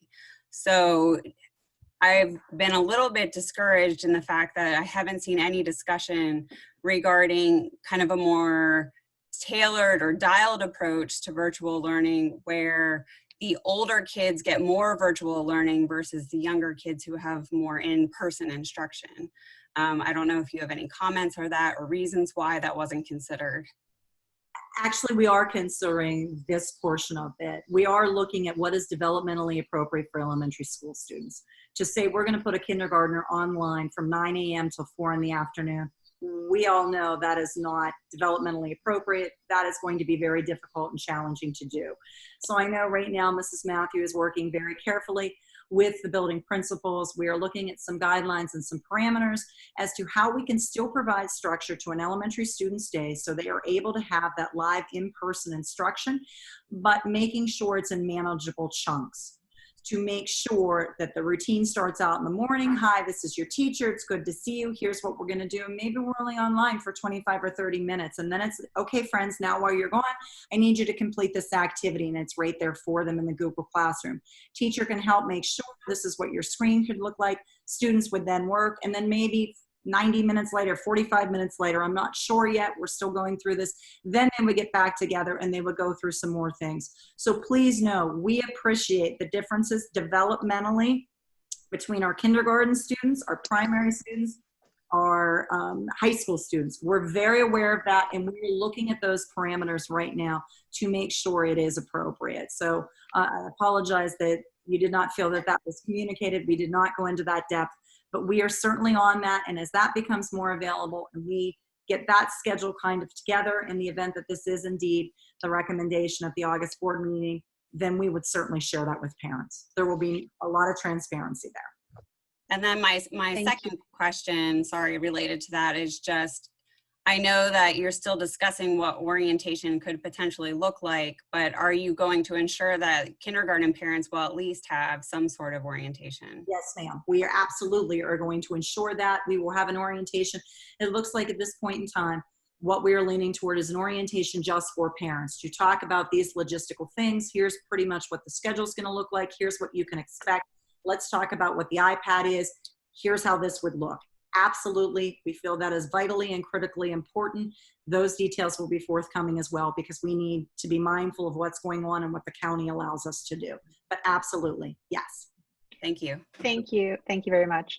Last up, we have Sherry Martinelli. Mrs. Martinelli, if you could please unmute yourself and state your name and address for the record. Hi, can you hear me? Yes, we can. Okay, Sherry Martinelli, 99 Sunny Hill Drive. My question has to do with mask enforcement.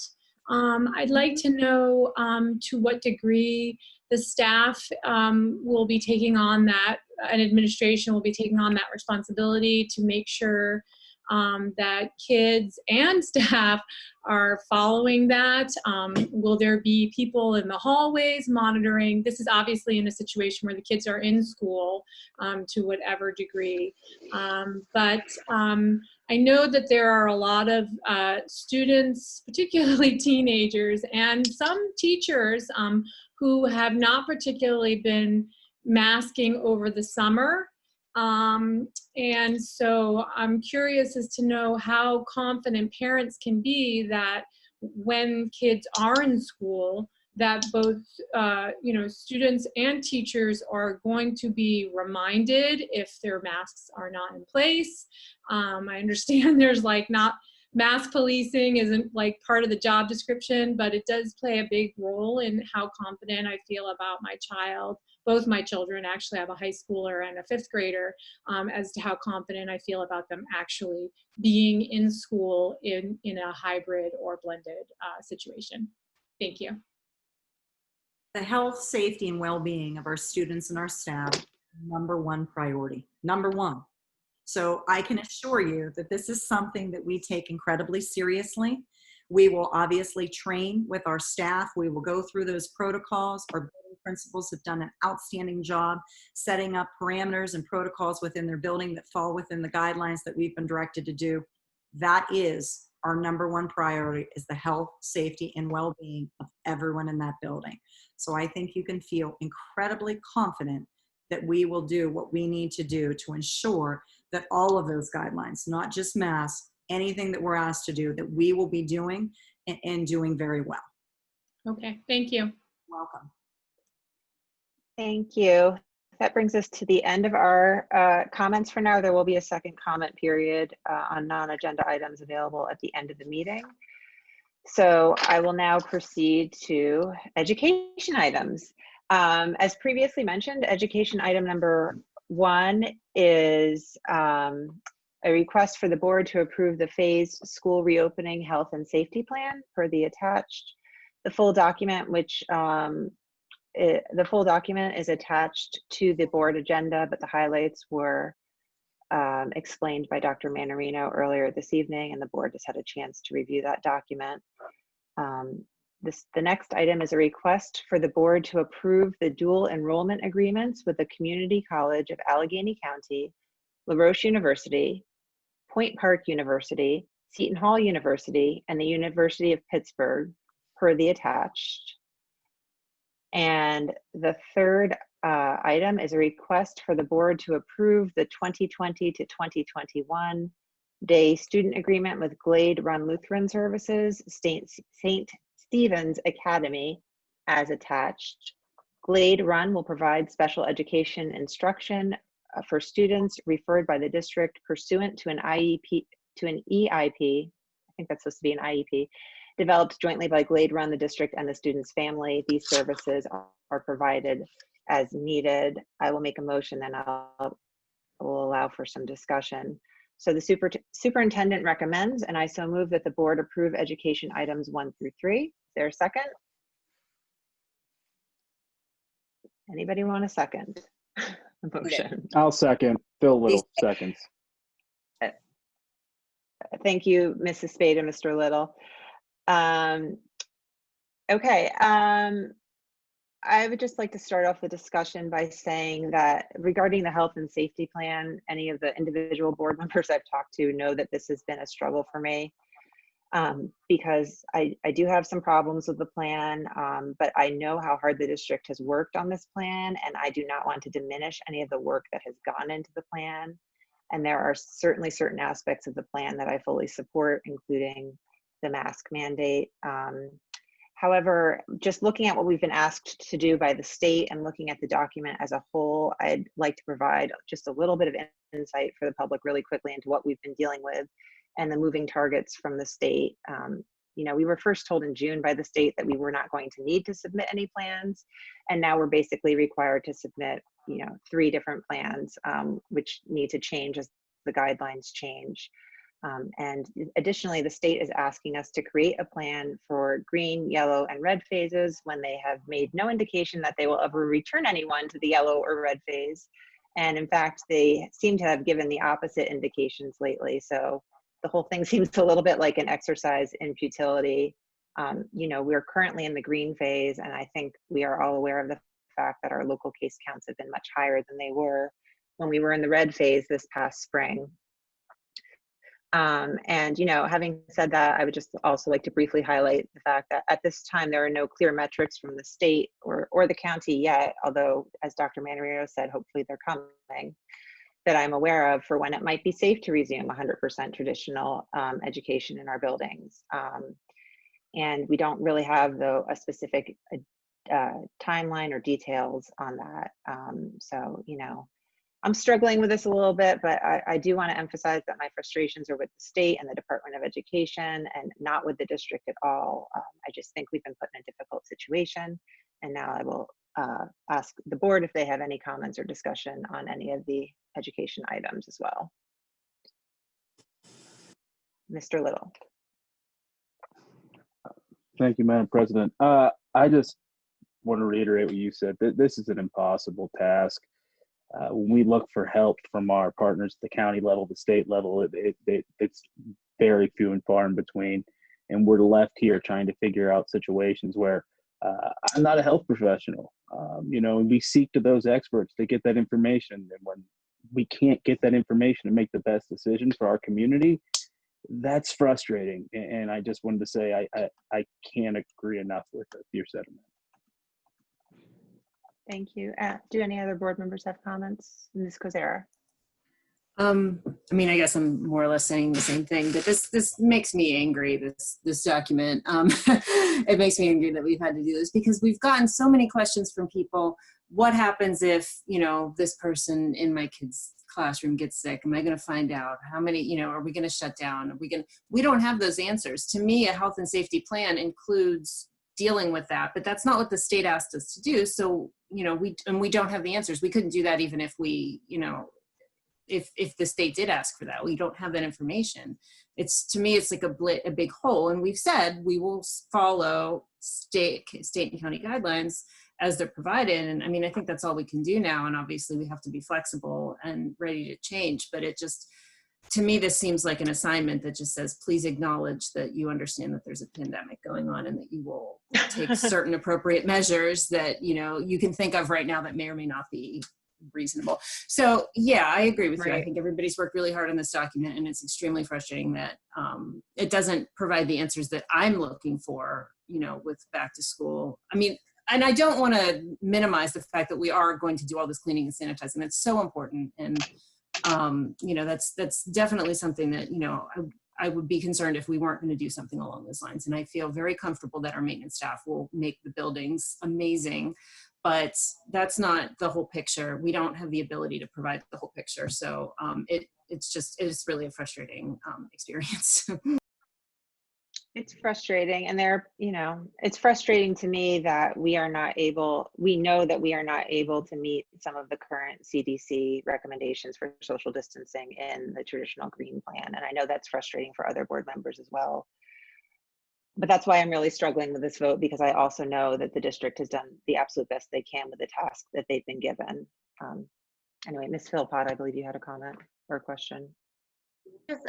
I will fourth what everybody's saying, but also kind of going off of what Ms. Kozera is saying is that, you know, when I first looked at this document, I had more questions even from looking at it, because yeah, it is not designed to give us a full plan. And so I actually, when I was talking to some other board members from other districts, they were saying that the way they're handling it is that they are, you know, approving this health and safety plan just to get it off to the state. And then when they actually go to vote on their operational model, their superintendent is bringing them an implementation plan with more detail than the health and safety plan, so that their superintendent, well, the one district was saying that their superintendent is going to bring it to the vote to say, this is what I recommend, and here is more of how we would implement it. And then the other district was saying that once the board votes, they were going to create an implementation plan so that the work is done after they know what model they're choosing. Have we thought about doing something like that to take the health and safety plan a step further before we vote on it or before we open? I don't know how much more details I can give you about how we would implement any of those plans. I've been pretty detailed from the very, very beginning. And I think it benefits that we recorded the implementation plan, so it's there about how we would operate and what we would do. I think the big thing that I'm frustrated with, and I know Allie has kind of alluded to this, but none of us are medical professionals. Phil said the same thing. When is it safe? We don't have that information. That's what the health and safety plan is supposed to help us, to guide to give us a matrix that says when this occurs, then now we believe it to be safe. This is, like Allie said, check, or maybe Sandy, check the box. There's a pandemic out there. Did you know that? Yes or no?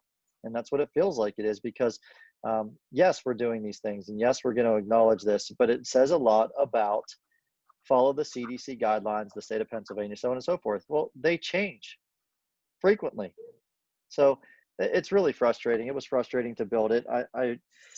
I agree with what we did. I think it has some really good ideas in it to help us keep safe. But the biggest thing about it is it's not so much about the health and safety plan.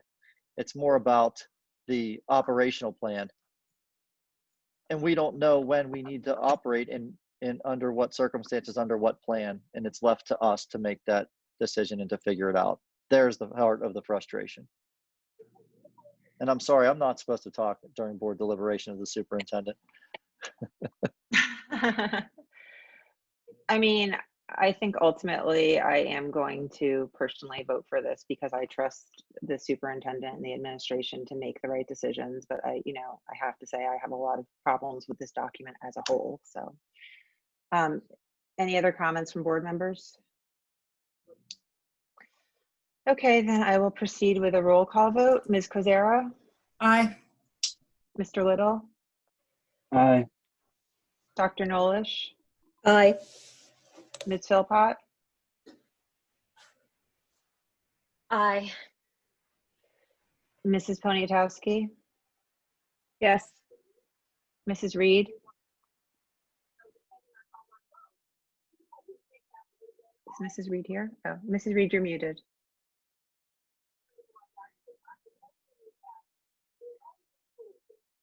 Okay, we're voting to approve the safety plan. We are voting to approve the safety plan, yes. Yes, yes. Thank you, Mrs. Reed. Mrs. Rennebeck, Aye. Mrs. Spade, Yes. and I will also vote yes. Motion carries. Okay, next we have the student handbooks, which I have printed out and sitting here with me. So these are actually draft versions of the student handbooks, and so the board knows the final versions will be voted on August 6th. There are a couple of changes that are going to be made. We are adding a Zoom appropriate use policy, I believe, in there for students and parents to sign off on. We are going to be just updating these to make sure that everybody is clear that water bottles are allowed in all the buildings, as we've said. There are some dress code updates in the middle school handbook that are also going to carry on to the elementary school handbook and the high school handbook. So I have the high school handbook, the middle school handbook, and the elementary school handbook. And I would like to then move that items 5 through 7 under education be added to the August 6th, 2020 meeting agenda. Is there a Spade. second? Thank you, Mrs. Spade. Any discussion? Mrs. Philpott? I have a comment and a question. The first is that I just want to thank everybody, specifically Dr. Williams and Mrs. Mathis, for the work on the dress code. It's perfect. I am thrilled with how it worked out, and more than that, I'm thrilled with how easy the conversation was. You know, when those of us in the education committee, when we found that model dress code policy that recognized that, you know, traditional dress codes negatively impact our girls, you know, when we found this model dress code policy, it seemed like a no-brainer. Everybody looked at it and said, yes, this is what we want for our district. This is what we want for our kids. And I'm just so thankful that everybody was supportive of that, and that the way it ended up looking is perfect. So thank you so much for that. The one question I have about the handbook, well, I'll do my little plug that, you know, we're still in the discipline area, still taking recess away as punishment, which I hope changes at some point. But we can talk about that when we're back in school in person. But one of the questions I have, a new section about recording for as a discipline area. So it says, students who use any electronic device to create, share, possess, and or distribute any inappropriate or negative interactions that occur at school or at any school-sponsored event, or include a North Hills School District teacher or other staff member, will be subject to disciplinary measures that may include Saturday detention, suspension, and or disorderly conduct charges filed with the local magistrate. I'm not a lawyer. I just have some questions about that. So we say that any student who creates, shares, possesses, or distributes anything that you know, occurs at school or at a school-sponsored event, or that includes a North Hills School District teacher or other staff member, are we allowed to discipline a student who would record a North Hills employee off of school grounds? Are we allowed to discipline them for something they do not at school or a school-sponsored event? Well, a lot of times, does that question make sense?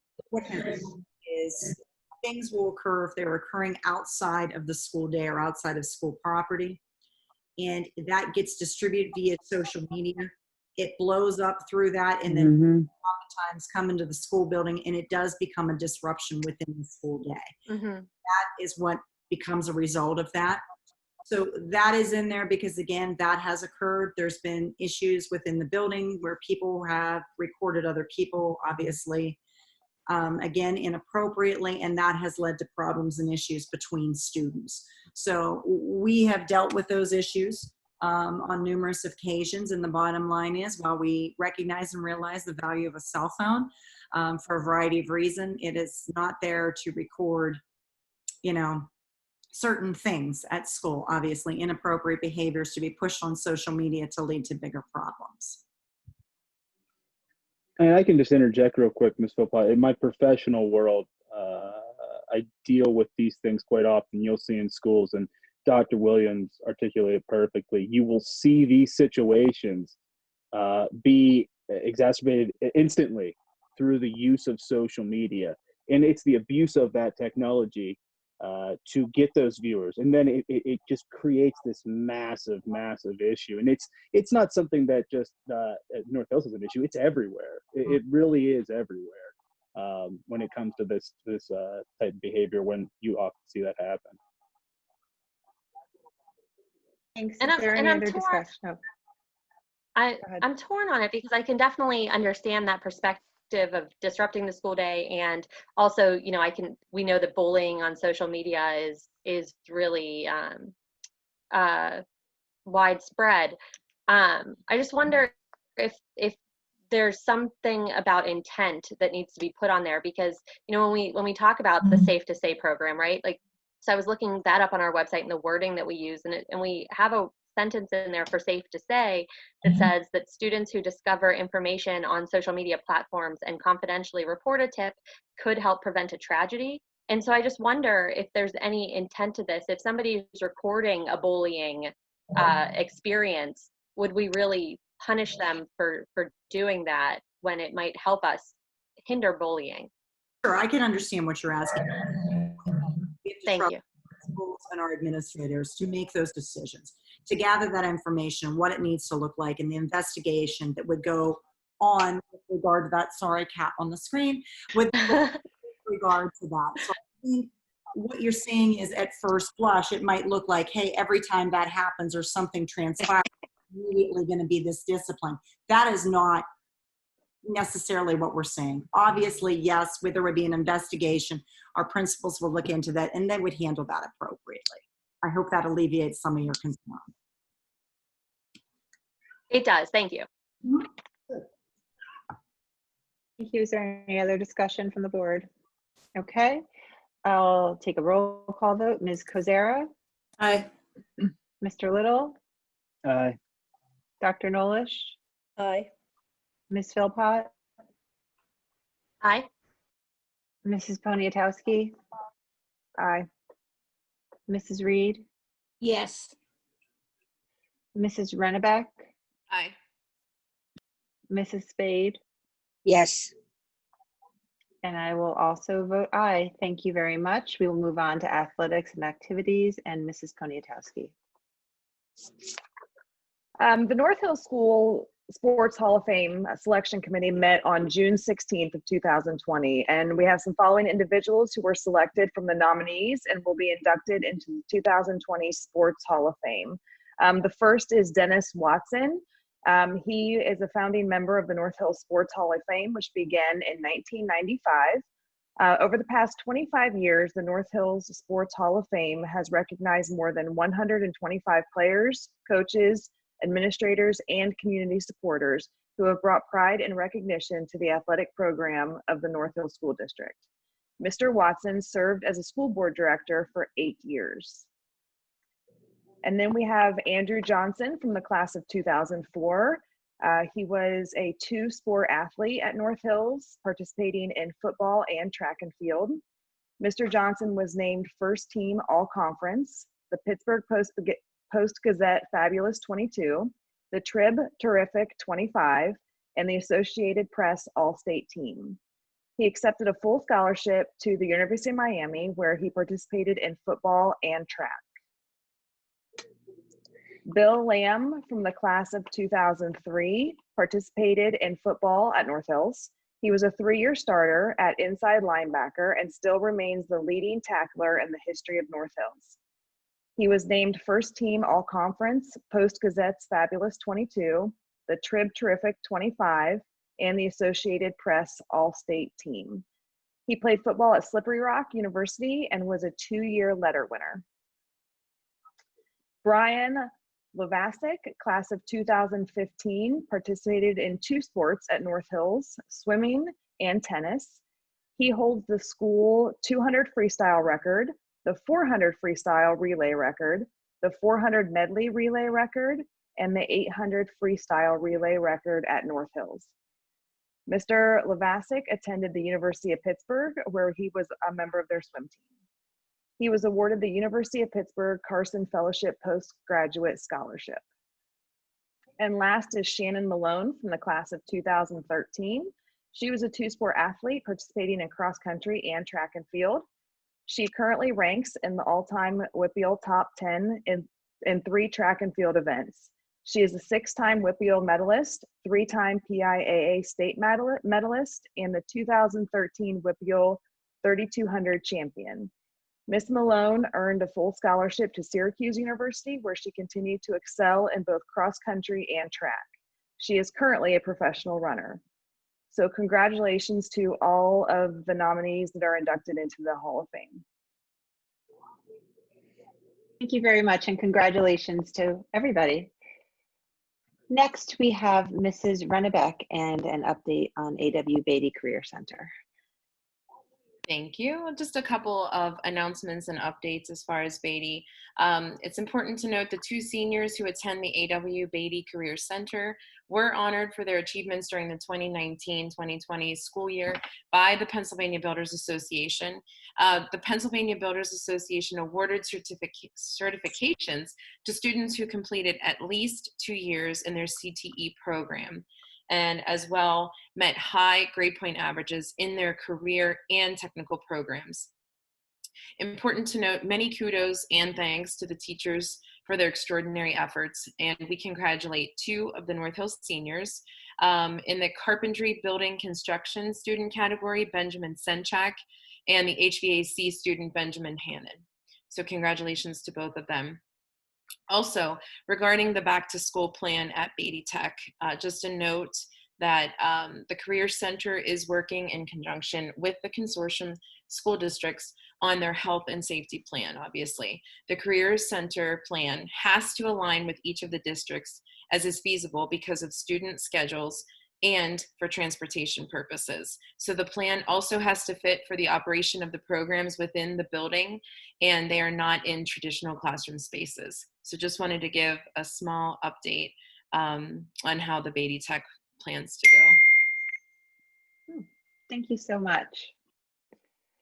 Next, we have personnel and Mrs. Spade. Thank you. Personnel items are discussed in executive session. The superintendent recommends, and I so move, that the board approve personnel items 1 through 3. I will second that motion. Okay, I'll take a roll call vote then. Ms. Kozera? Aye.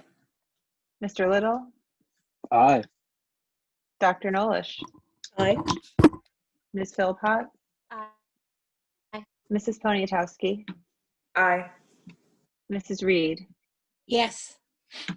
Mrs. Rennebeck? Aye. Mrs. Spade? Yes. And I also vote aye. Motion's carried. Mrs. Spade, I believe you have an announcement. Yes, I do, and one that I am really happy about making.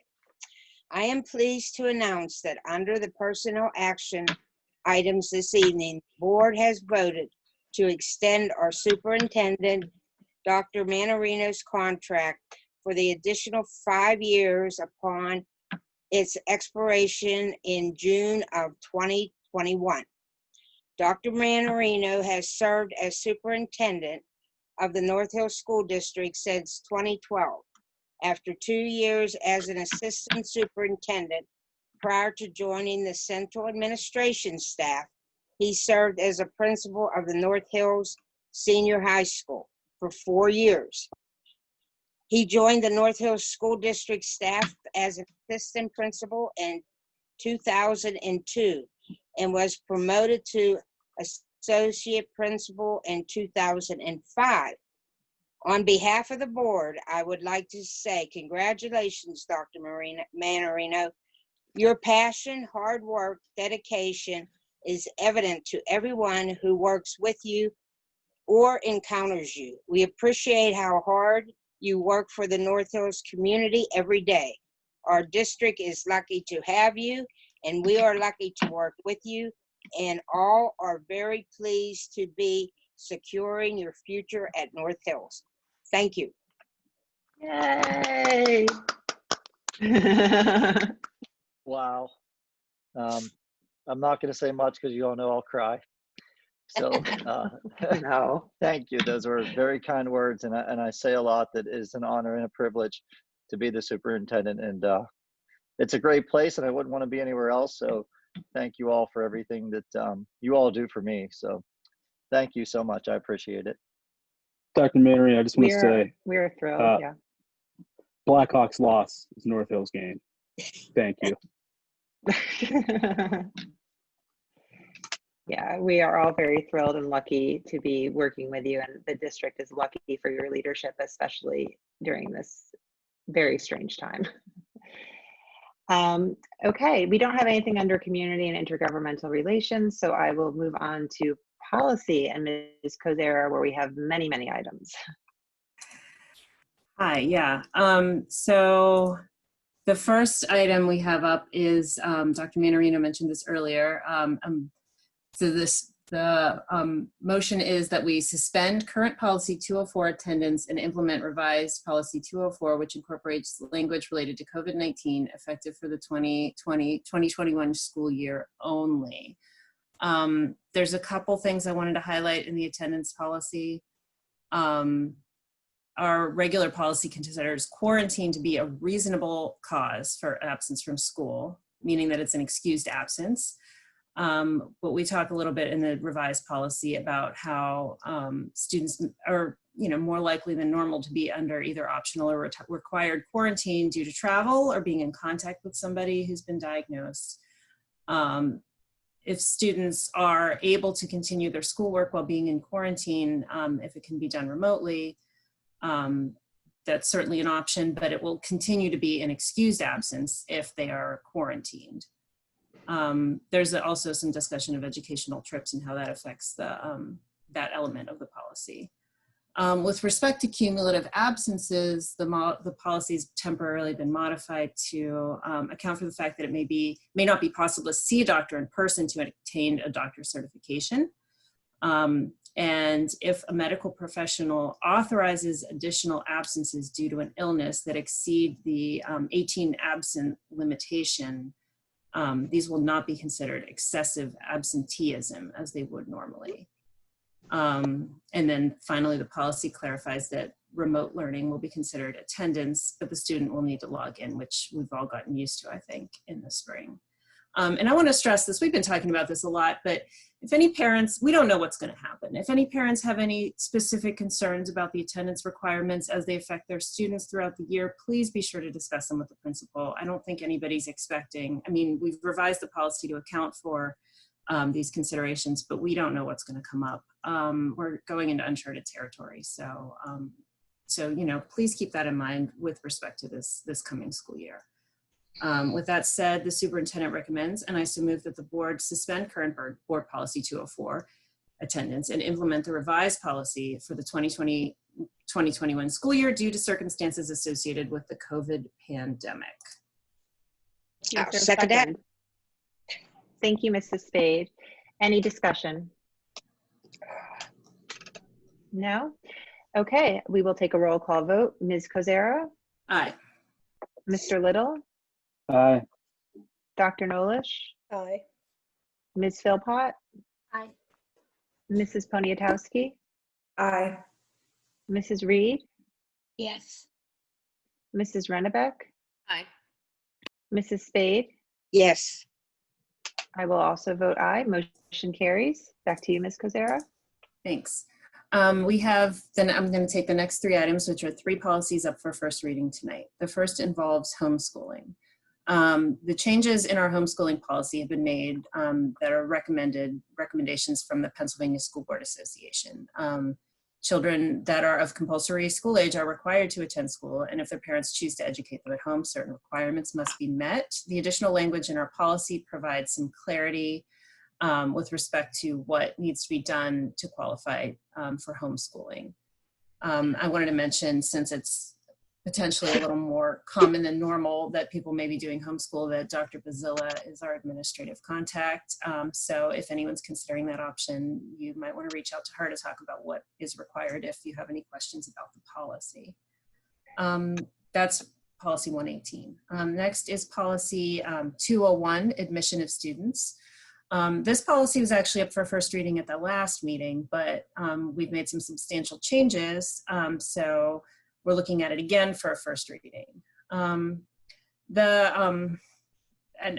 Matthew may want to talk about this a little bit more, but there's two primary additions from the last first reading.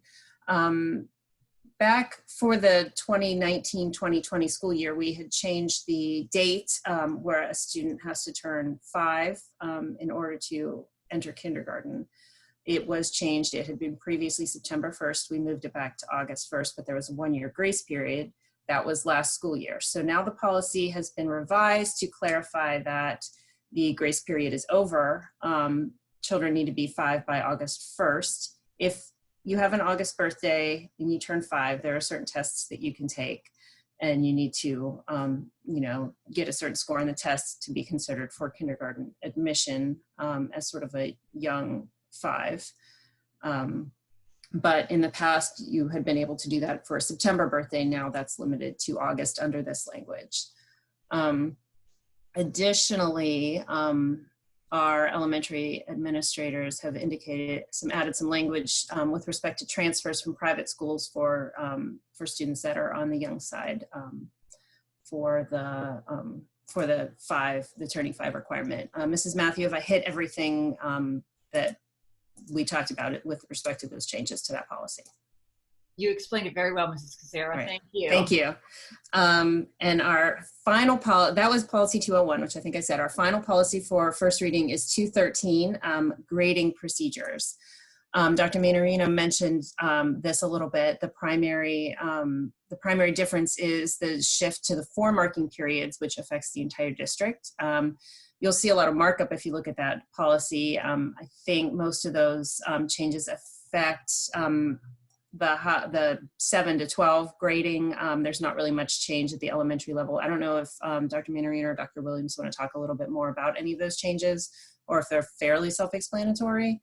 No, the primary change is what you said. It moves to 4 marking periods and allows us to reset the grades back to 100% in a 4 marking period format.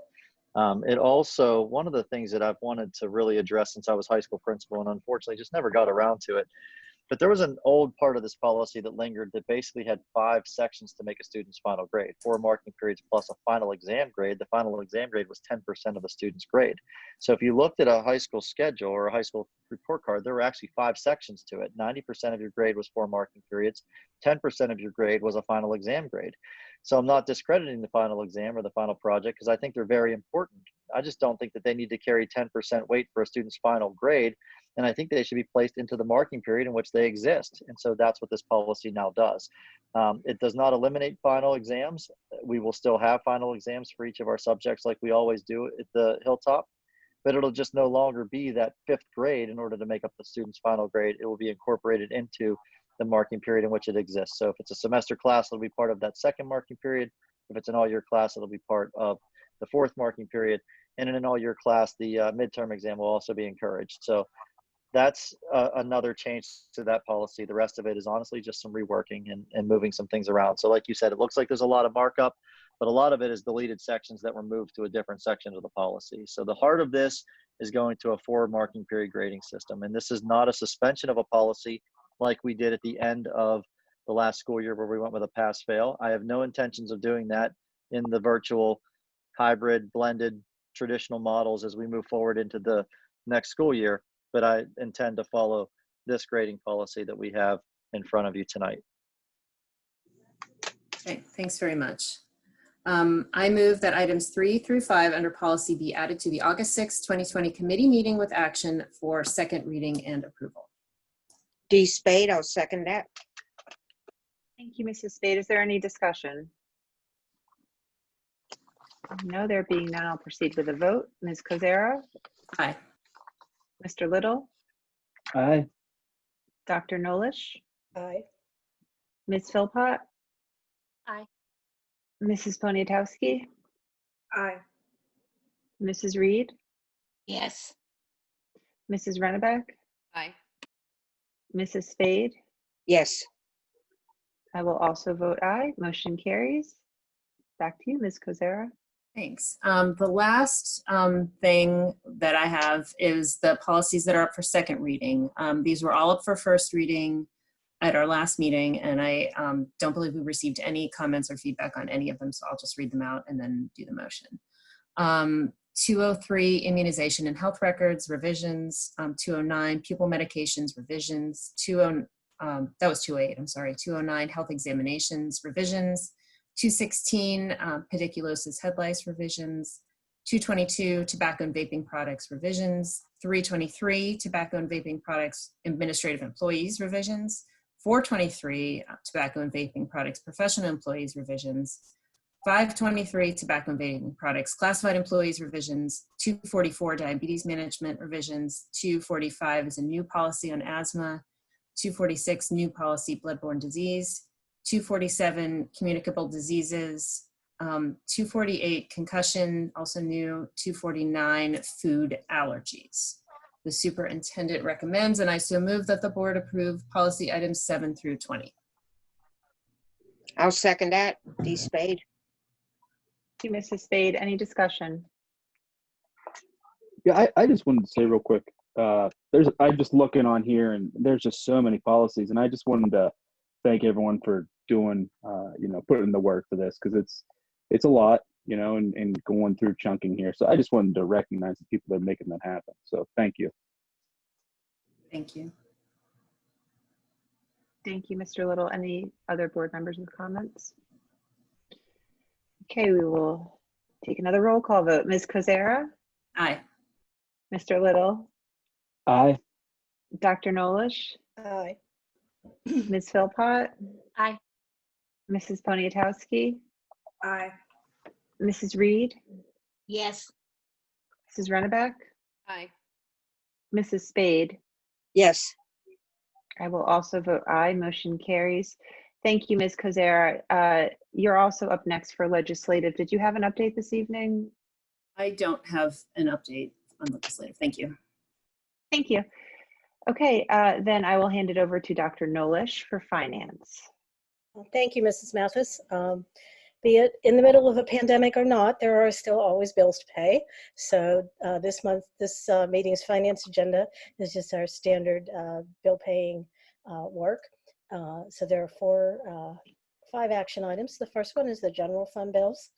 The second is the capital project fund bills. And as you know, we are still continuing the work on replacing the roof on the middle school. So there's some costs associated with that. Action item number 3 are the food service fund bills. Number 4 is budget transfers. And number 5 is payroll for the month of June 2020 in the amount of $3,305,150.20. The superintendent recommends, and I so move, that the board approve finance items 1 through 5. I'll second that. D. Spade. Thank you, Mrs. Spade and Dr. Nolish. Is there any discussion? Okay, there being none, we will take a vote. Ms. Kozera? Aye. Mr. Little? Aye. Dr. Nolish? Aye. Ms. Philpott? Aye. Mrs. Poniatowski? Aye. Mrs. Reed? Yes. Mrs. Rennebeck? Aye. Mrs. Spade? Yes. And I will also vote aye. Motion carries. Thank you, Dr. Nolish. We have nothing under support services this evening, so now I would like to ask if there are any public comments on non-agenda items only. If there are, please raise your hand virtually and I will bring you up. The same rules apply as before. Doesn't look like anybody has their hand up, but I will, oops. We have one. Hi, Mr. Vesley, if you could please unmute yourself and state your name and address for the record. Yes, it's Ed Vesley. I live at 116 Lingay Drive. Want to say a couple things. Dr. Manarino, congratulations. I'm glad to see you're going to be around for another 5, 6, 7 years, whatever contract expires. That's great news for the district. Maybe 10, Ed. It's all through 2026, but maybe we can keep going. Well, but thank you. I appreciate that. To the board and the administrative staff, I'd like to say I really feel your pain and if trying to come up with a safety plan when you are not health professionals. I can relate to that because at my work, even though we are professionals in engineering, we're not health professionals, and we don't know really how to deal with COVID, and we keep looking for guidance, and there is some guidance, but there's no real discerned, this is the course that needs to be taken. So, and I think the country is learning on that as well, but I do feel your pain, and I want to inject my pain regarding this. So as many of you know, I run the slow pitch girls softball program, and I did have an exchange of emails with Mr. Weber earlier in the week, but basically from what I gather, the PIA has not made any guidance, and my concern is twofold. One is there's a large contingent in the community about like not wearing masks. And I have a feeling that if we do open fall sports, we will have to wear masks. And enforcing it as a club sport, trust me, it's going to be even more difficult than your situation in a school building where you have multiple teachers, multiple extra personnel. They'll be in the hallways in between classes. We're going to have coaches, coaching, but they're not going to be enforcers. Not that I can't try to make them be enforcers, but that is one problem. The second problem that's going to happen is, and I think we're seeing this across school districts throughout Western PA and really across the state, is everyone's going to come up with a different health and safety plan for reopening. But when you start doing interscholastic sports, the question really becomes, whose plan do you follow? Do you follow the most protective plan? And I've heard many people say, well, why don't you follow the home team's plan? And I say, no, you can't do that, because then if, say, the team we were playing against had a less stringent plan than ours, that puts our students at risk. And so we're struggling, as not only me running the administration, but also our league, with our league meeting coming up on Monday, without any firm guidelines from PIA. So Dr. Manarino, if you have any insight, I know you're part of the PIA committees, any insight at all at this time to those two issues, I would appreciate. Sure. It's a topic of discussion for Tuesday, is July 29th, is the PIAA meeting. The WPIAL actually meets on Monday. So I think the 29th is Wednesday. Yeah, the 29th is Wednesday. Anyways, the PIAA meets on the 29th and the WPL meets on Monday. And I'm hoping that some of those discussions begin to give us some guidance. We talked a little bit about it in the PIAA workshop, but it was like, it was 2 weeks ago. And so like we were even stating 2 weeks ago that we don't know what the virus is going to look like, what it's going to do, what direction it's going to go. We should be making decisions in 2-week increments. And then at that point, we were 6 weeks from the start of the fall sports season. I also can tell you that the discussions have gone around that there are feelings that some sports can be played under these circumstances and some sports can't be played under these circumstances. So there's that discussion is occurring as well. So I'm hopeful that some of those answers can get answered from either the WPIAL on Monday or the PIAA on Wednesday, because we are running out of days in July and everything really ramps up in August. And so I'm hopeful that there is some guidance and direction. And I know that the PIAA executive director is doing a difficult job, and he's been in contact with not only the governor's office, the Department of Health, and PDE, trying to figure out what we need to do for scholastic athletics as well. So that's what's happening on that front. So I may have some more information next week, but as of right now, there's really nothing other than a wait and see approach. And the way we left it at the last meeting was that it was going to be up to the superintendents to determine how their students were going to participate in athletics and activities, and leave it up to us to be able to shut down games, seasons, activities, decide whether we want to play non-section games, those types of things. So right now it's a wait and see, and it's in the hands of the superintendents, but that may change in the future. So would you be the one making decisions whether we play or not?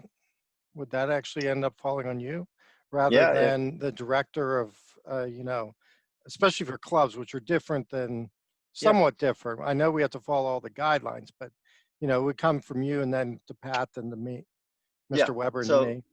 if athletics and activities are not shut down through some sort of edict from the county or from the Department of Health or from the State Department of Health or from the governor's office, then that falls on me. Okay, Yes. thank you. Thank you. Looks like we have one more.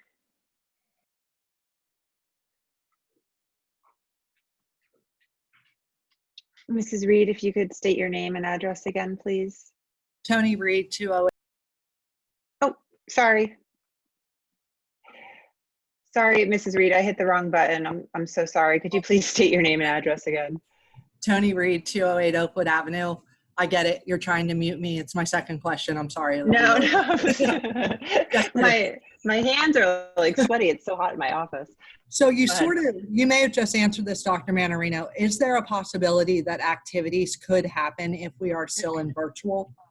And I'm specifically asking about drama club, but yes, there's tons of other activities. So I'm just wondering. Yes, that possibility does exist.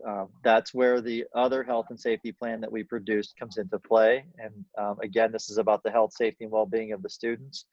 And so there are some circumstances and there are some activities that could exist virtually. There's some that could exist while we are in virtual, as long as they follow the guidelines that are in place from not only their plan, but from the current guidelines from Allegheny County, which are pretty restrictive at this point. And I'm not looking to shut everything down. And I want, as everybody wants, our kids to be active and involved in as many activities, including school, as possible. It's just, we've got to be realistic about what's healthy and what's safe for them. And if we can be healthy and safe, having students engaged in some of our activities, then we're going to do that. Okay, great. Thank you very much. Thank you, Mrs. Reed.